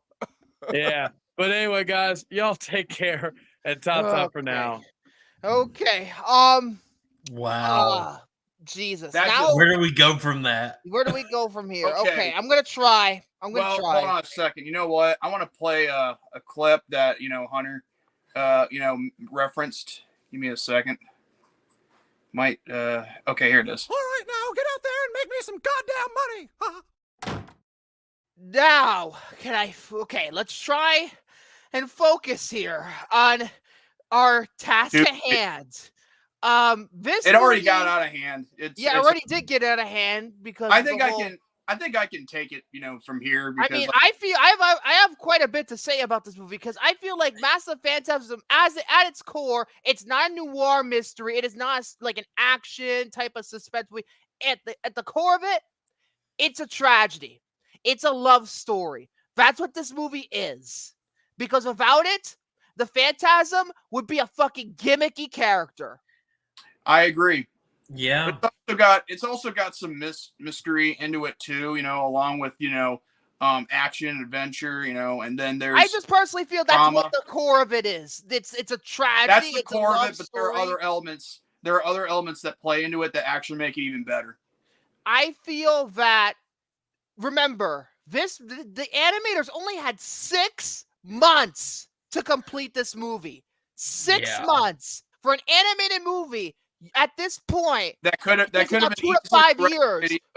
That could have been directed video, but instead chose to put it in theaters. They did it at the last minute too, but the very last minute, and that's why it flopped. Weird how cinematic sometimes it can be. Yeah, especially like certain sequences, look very good. Like for example, the flashback when you see Bruce trying to, he's not exactly Batman yet. But he's trying to be a vigilante. He looks like kind of like a thief, and he's doing all that crazy stuff when he's in the truck, and the truck is attacking the police car. That looks very cinematic. You know that part also. Wait. Which one are you talking? It's Like the flashback when Bruce is not exactly Batman, but he's trying to be a vigilante. He looks like a thief. He goes, he's inside the car of the criminal's truck, and the police are chasing after him. That scene, it's very early. Funny. This is when Bullock was still a cop, like one of those police officers before he became detective and all that. Yeah. The animation for it only having to be completed in 6 months is very impressive. It is very impressive. I mean, say what you will. I mean, and even though I don't like movies that are like under like 1 hour and 20 minutes, and this movie is like 1 hour and 10 minutes long, or 12 minutes if you count. No, it's only about. It's very short movie. It's about 1 hour and 16 minutes. It's very short. Well, that being said, it's still under, and. Now, honestly, I have to give it credit where credit's due because, I mean, this film, really, really knows how to tell a story, and it really knows how to help you understand, why Batman is who he is. And also, I feel like Batman and the psychology. Hold on a second, Victor. If you didn't think Under the Red Hood was understanding enough in an animated sense, this one actually can convince you why Bruce Wayne is who he is as Batman. Yes. I was gonna say this movie was possibly one of the biggest influences, at least I think, with Matt Reeves as Batman, because this is the most psychologically damaged you ever see Bruce up until Matt Reeves, and Matt Reeves is. I swear he's even said that like the animated series was an influence on the Batman. Yeah, and it's one of these. This is the first film nominated for an Annie Award for Best Animated Feature, losing to Lion King 1984. You know what? Lion King is a phenomenal film. I'm gonna have to say, it kind of, I think rightfully so. Because Lion King is, I think, one of the best movies of the Disney Renaissance. But like one of my brother's favorite movies, God rest his soul. It's one of my personal favorites as well. But one of my brother's personal favorites, yeah. Mm-hmm. But when it comes down to the psychology that Bruce is going through, he's trying to deal. He's in love with Andrea. He really wants Andrea. Fuck! I keep on fucking it up. I'm sorry. It's really difficult. I'm sorry. Listen. You can pronounce her as Andrea. It doesn't really matter. I'm going to try and pronounce it Andrea from this point forward. Basically, it's, it all stems back from a relationship he had, when he was younger. I think it was when Bruce was still in college. I think it's kind of, they say it's based on the Batman Year 2 story. So I'm going to say it's around Year 2. Well, somewhat to Year 1. It blends both Year 1 and Year 2. And I know for sure the Batman, Matt Reeves, mainly about. I don't understand the whole year numbers thing with their timeline. It's just the name of the comic storyline. That's just the name of it. Some comic storylines need to realize that you need to be in the right good time frame if you're going to make something make sense. But to differ because it's just a fucking title. But I know. I'm just yeah. But when it comes down to it. Without Andrea, this movie doesn't work. It doesn't. No, it does really not. Doesn't. I have to agree with that because again, if it was somebody else, like I can't see Selena Kyle or Talia al Ghul making this movie look good. I mean, even though it would be kind of very interesting, but it wouldn't be as good as it is, without Andrea Beaumont. And Dana Delaney is fucking fantastic in the role. Yes, that was Dana Delaney voicing her. She's been in a lot of shows. The first and only time you ever hear of this character because I don't think they've ever used the Phantasm ever again. No, actually, hold on a second. Well, there was another time they did, and if you don't know of this series called Justice League, like Justice League Unlimited, the sixth set, the series after Justice League, DC animated universe. Well, it turns out that there is a epilogue episode called Epilogue for Batman Beyond. Terry turns out that the Phantasm does show up one more time. And if you didn't see it, now you know. But here's the problem: I don't think it was the same woman who portrayed her. Oh, okay. Or portrayed the Phantasm.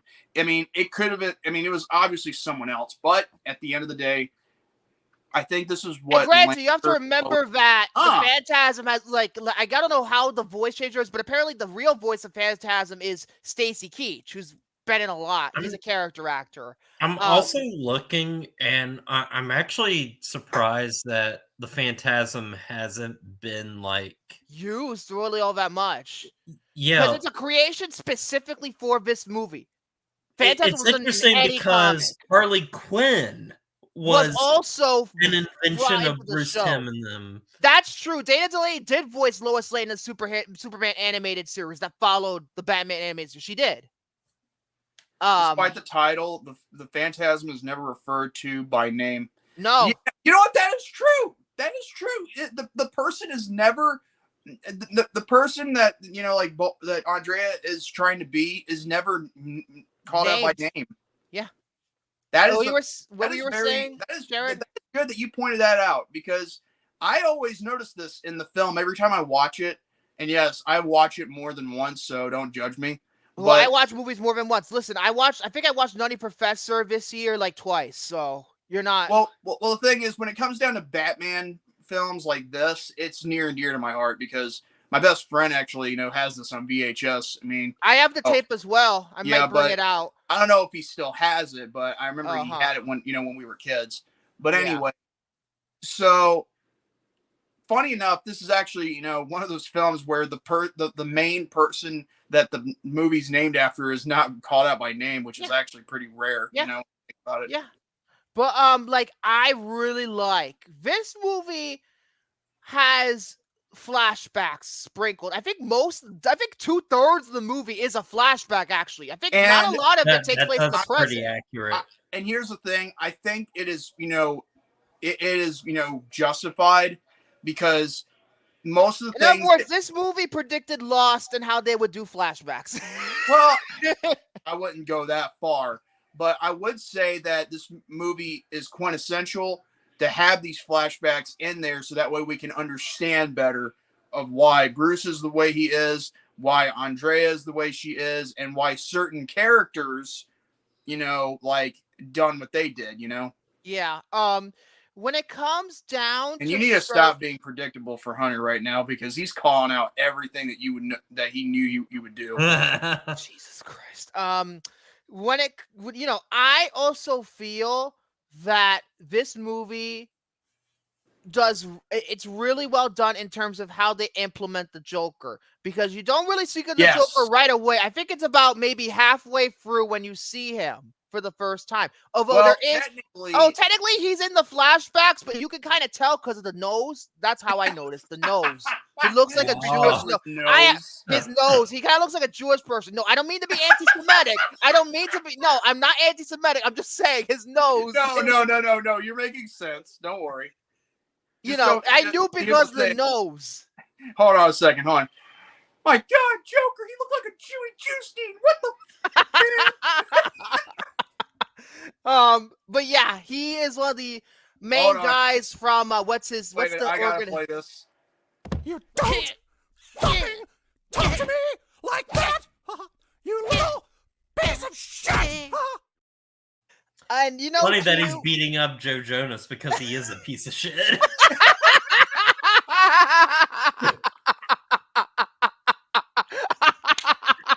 I guess I know it too well. Oh my God. Let's see. When I really like how the Phantasm and Andrea, because of that, she doesn't want to kill everyone. She only wants vengeance for the people who did her wrong, her father wrong, who did Bruce wrong. It's kind of funny. It's kind of funny you mentioned that, but here's the problem. Okay, in the beginning, Chucky Saul, the first mob boss that Batman was going after at the beginning of the film, I have a feeling that wasn't meant for him to die the way he does. And by the way, I know there people die in Batman. Well, no shit. Everyone. I mean, there's some people that die in the animated series without having to be stabbed or whatever. They just sometimes they just if they die, they die. I mean, that's just part of the series, and it's also part of life. Everybody's got to die sometime. Well, yeah, I almost did. I was thinking about it, like, because his name was Chucky, and I was thinking, like, when I, like, to do an intro, I didn't do it. I didn't use this, but, like, I was going to edit something, and then, when the Phantasm sees Chucky for the first time, I was like, and then I was going to put in, like, Chucky from Rugrats. I have to go potty. Oh, no. I don't know why I figured out why. I don't know. Chucky, that's the Chucky that other than like IE. In terms of IE Chuckies, I only think of Rugrats really. Anyway, I also really like the relationship that Andrea has with her father. It's really important in the overall scheme of things because his murder is the reason why she's doing what she's doing. Yeah. But let's not forget. I mean, we got to go back to what I was saying. But now as for the other one, Buzz Bronski, I think that was his name. Yeah, his name is Buzz Bronski. The second one. The one in the graveyard. Yeah. I have this feeling that maybe that was intentional because let's be honest. I mean, the first one was an accident. The second one, I mean, no, she fucking pushed the fucking thing into his fucking the fucking what you call it the casket, the grave. No, it was a grave. It wasn't a casket. There wasn't a casket in it. There was no casket. Oh my god! I'm not gonna play the write it down thing out of because I don't want to waste any more time. But shut up! You're. I'm gonna get you later because of your 1 hour topic. Oh Jesus! Why are you so mean to all of us today? Jesus! I'm not mean. Hey, there are times where I'm mean at you, but Jared. I mean, he's getting what's coming to him later in the film forums. Oh, I'll go. Next time I'm on, I'll do a 1 minute topic. Oh God! Well, when you put it that way, I guess I. Jeez. Anyway, he gets first one with Chucky Saul. That was a complete accident. But then she realized, well, if you kill one, you might as well kill them all. Kill the other. Yeah. But kill all of them. But here's the problem. I mean, with let me see here. Salvatore, Valestra. Now that one we all know Joker was the one that did him in.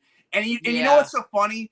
He doesn't have to look like I kind of love it the animators still go by with the, standards and practices of the animated series that they were told not to do on television that they do in the movie. Yeah, because with the movie, they have the freedom to do whatever the fuck they want. Yeah, but you know what? The thing is, if you're watching the movie, you're still watching, the TV show, and it still has that format, that they still had to follow, which is kind of cool because you're not breaking tradition. You know what I mean? I think it would have been better if it did go a little violent. I'm going to be honest. I think if they went a little violent. But then again, it's already pretty violent movie as it is, but I think if they went even more violent, I think it would have made more money, honestly. Victor, they did it the way they did, and we might as well go with it, okay? I'm just saying, because if there's a negative, that's not violent enough. I know. I'm trying to say my pros and cons here. I know your pros and cons matter. And guess what? So do oh my God, what was it that I said yesterday in the live chat? In the Bofa's live chat. Ah, damn it. I have to look back on it just to make reference to it next week. But yeah, I really like how tragic the whole thing is. And the movie never really lets up. The ending is very depressing. It never really ever lets up in terms of that. But here's the thing. Now, some people may argue, like, if you have watched this movie, some may argue saying that part where, you're seeing that fiery explosion in the background and that, Gotham World Park, whatever it was, like, Gotham World's Fair. World's Fair, yeah. What did she or did she not kill the Joker? She didn't, because there was another season to go, so she didn't kill him. Yeah, and obviously I can understand, here's the thing. I think she didn't kill him, obviously, because, well, even though he was the guy that killed her father, still, I mean, I think the whole point was to get them what's coming to them. However, she wanted to lock them up one by one, like Batman, only not as she intended. Yeah, and also let's not forget too, chronologically speaking, he didn't die simply because the second season of Batman the Animated Series, dubbed The Adventures of Batman and Robin, when they retitled it, he's still alive. So obviously she didn't kill him. You know? So there's only one thing she did that was right, even though everything else she did was wrong, but it doesn't mean anything, less of her as a character. But I will point out that she does play a very vital role to this movie, and I will say that, say what you will, it wouldn't have worked with Talia al Ghul, it wouldn't have worked with Selena Kyle. No, it would not. I think it would have worked with this character and this character alone. Yeah, and that's why they created the character. They created this character specifically for this movie. Specifically. It wasn't based on no comic. They did it on their own. And that shows the creativity of people like Dini, because remember, they created Harley Quinn specifically for the show and the show only. It was only because she got popular. That's when they put her in the comics. Yeah. So, and you know what? I'm kind of glad. You know why? Because now she's become a cult, favorite, for a lot of people, I'll even go so far as to say she's, a fan favorite, because again, they're trying to have her character be more of a anti-hero than more of a villain, like a villain or a villainess, whatever you want to call her. And the other thing I wanted to mention before I pretty much give my rating, I need to give Shirley Walker her due, because her score is phenomenal. Yes. I need to give her her due because she was the main composer. She composed 36 of the 82 episodes of Batman the Animated Series, and she composed this movie. Score is one of the most iconic Batman tracks. I mean, wait. I mean, her main theme. The main theme is technically the main theme of the show. That's technically Danny Elfman. It is. They stole Danny Elfman, but But like, I mean, what she adapted from that. Yeah, but also too, this movie doesn't use the Elfman theme at all. You notice they didn't use the Elfman theme at all. They didn't. It doesn't. It really, and also it's kind of funny, like they didn't use their, the animated series theme not once. And you know what? I could probably understand that, because I think they used it for. I think they tried to differentiate from the show to the movie. I think that's why they did it. Yeah. Well, the only other time it was used for live action was, of course, the Burton films. The Burton's films. And then there was Batman Returns. Now, after that, it was never used again. Oh, technically they used it in the Whedon cut of Justice League, but we don't talk about that. Oh yeah, we don't want to talk about that. But then when they got to Batman Forever and then Batman Robin, they don't. That was Elliot Goldenthal, I believe. Yeah, I'm pretty sure. But the score is fantastic. Like the whole choir stuff, and believe it or not, the choir, people thought that it was actually Latin. No, it's not. The chant, the choir at the beginning and the credits. Apparently, it's all the orchestra members' names in reverse. Wow. Legitimately. I read that on Wikipedia. I'm like, wow. In fact, I actually kind of like the opener where it has that, and also the closing, music where they have that, Latin. I think it's Latin. Oh, that ballad. I didn't care for that. It doesn't fit with the movie. It actually doesn't.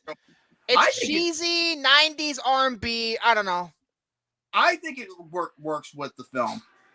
I think the score does though, because the score is absolutely fantastic. And also yes, Shirley Walker did do the score for Final Destination 1. She also did the score for Final Destination 3.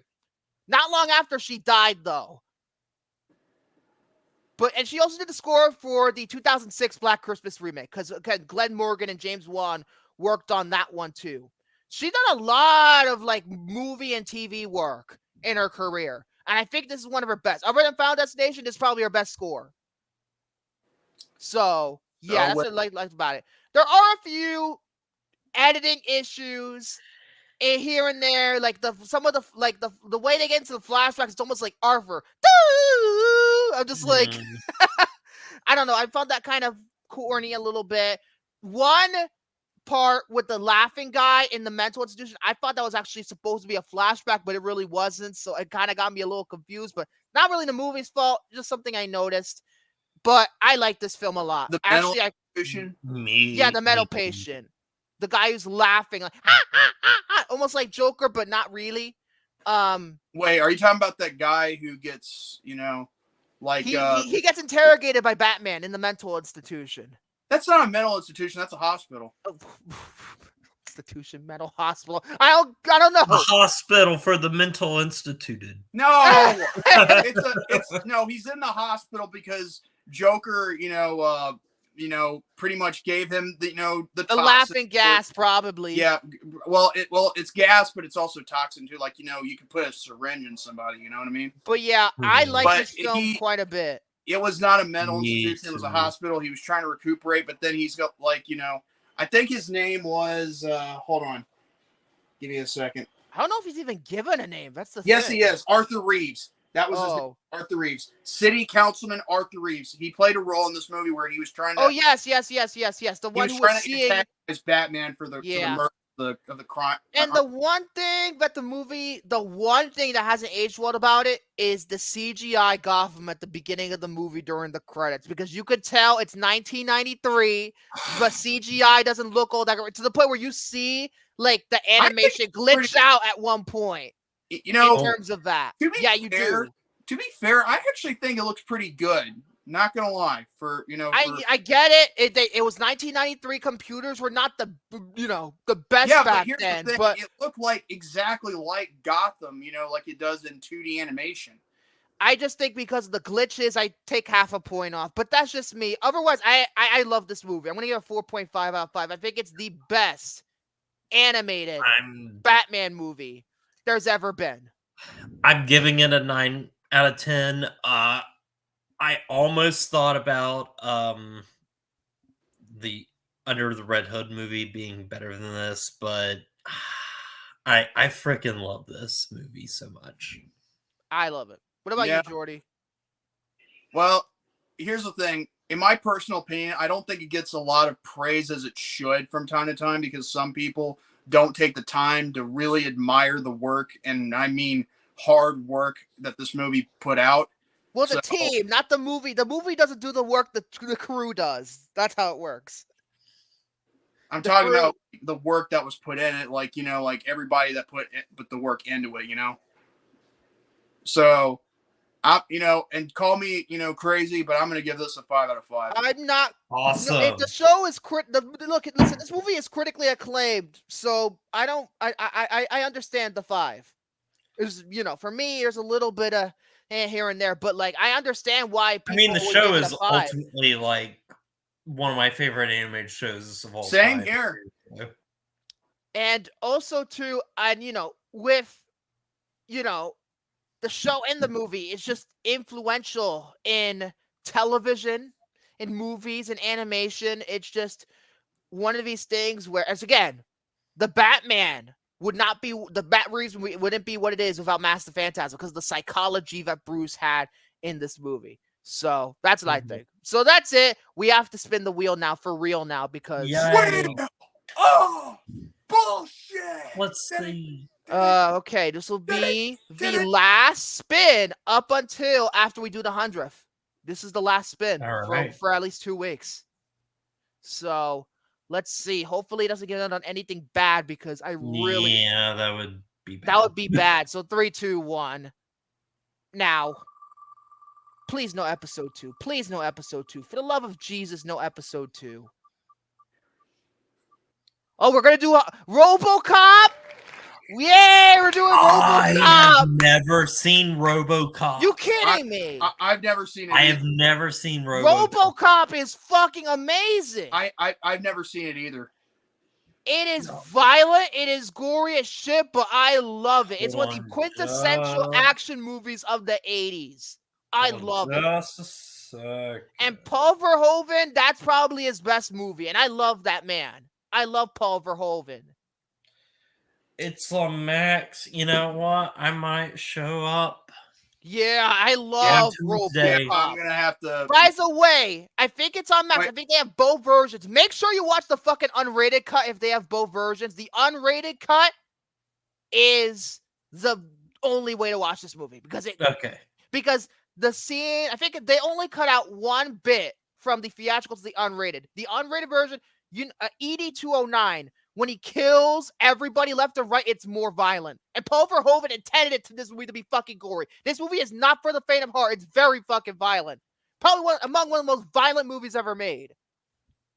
Well, so I'm just saying, this is not for the faint of heart. I'm letting you know that going in, this is not for the faint of heart. Well, I guess that wraps it up. Yes, that does. And we're going to talk about a fucking classic next week. Well, folks, that's going to be it for the 97th edition of the Popcorn Panel Podcast. Batman Mask of the Phantasm, 1993.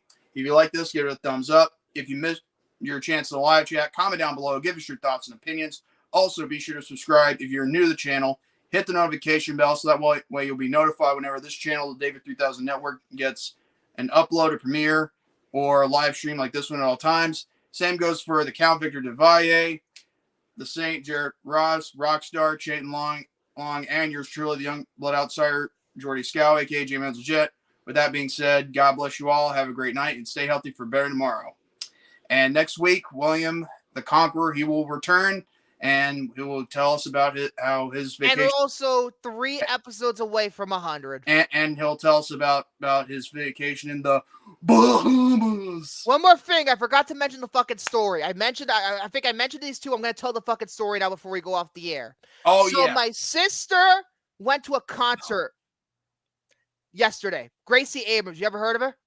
No. If you don't. Gracie Abrams.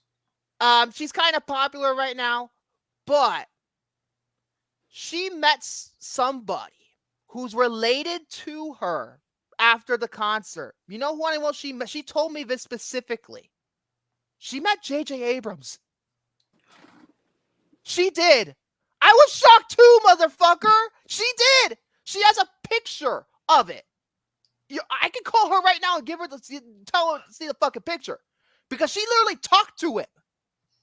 Show it! Show it! I'm going to be right back. Show it! I know, we're going into overtime! We gotta see this. I know we're delaying the inevitable for you and your girlfriend, but we gotta see this picture. Well, I'm going to be playing Silent Hill 2 after this, so maybe. I hope he's not bullshitting us, to be honest with you. Because, I mean, J.J. Abrams, the guy who made the Force Awakens and then The Rise of Skywalker, when he should have made the Last Jedi as well. Okay, I have the evidence. It's only a picture of his back, but it's him. It's clearly him. It's clearly him. I don't know if you're going to be able to see my God. That's his hair, the glasses. It's him. I'm going to turn down my brightness so you can see. That's him. Oh. That's JJ. Legitimately. No joke. She even told him how much Lost meant to me. She even did. And he was like, apparently, according to her, she was like, oh, Lost, I appreciate that. Lost was one of my favorite projects I ever worked on.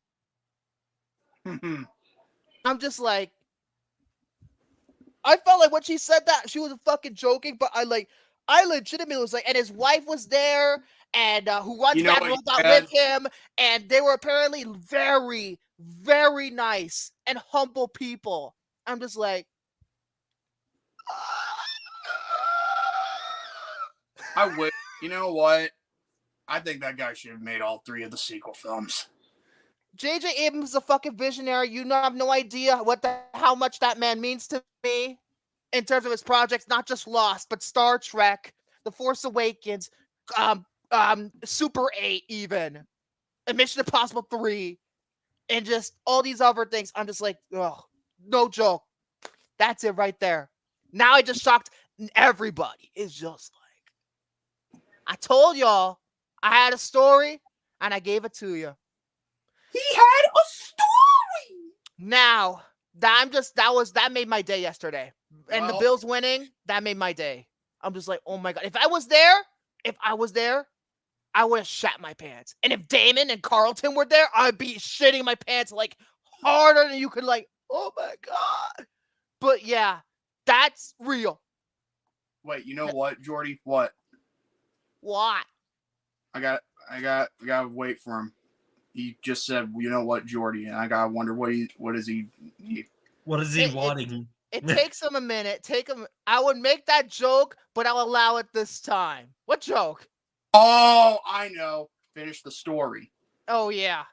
But Well, yeah. Either way, we gotta go. Yeah, now for sure we could get out of here. So until It is next sleepy time. So until next time, hopefully OCP will not sponsor our video next week because, well, OCP is bad. But until then, I'll see you in another life, brother, or brothers, or sisters, or whatever. Fucking goodbye.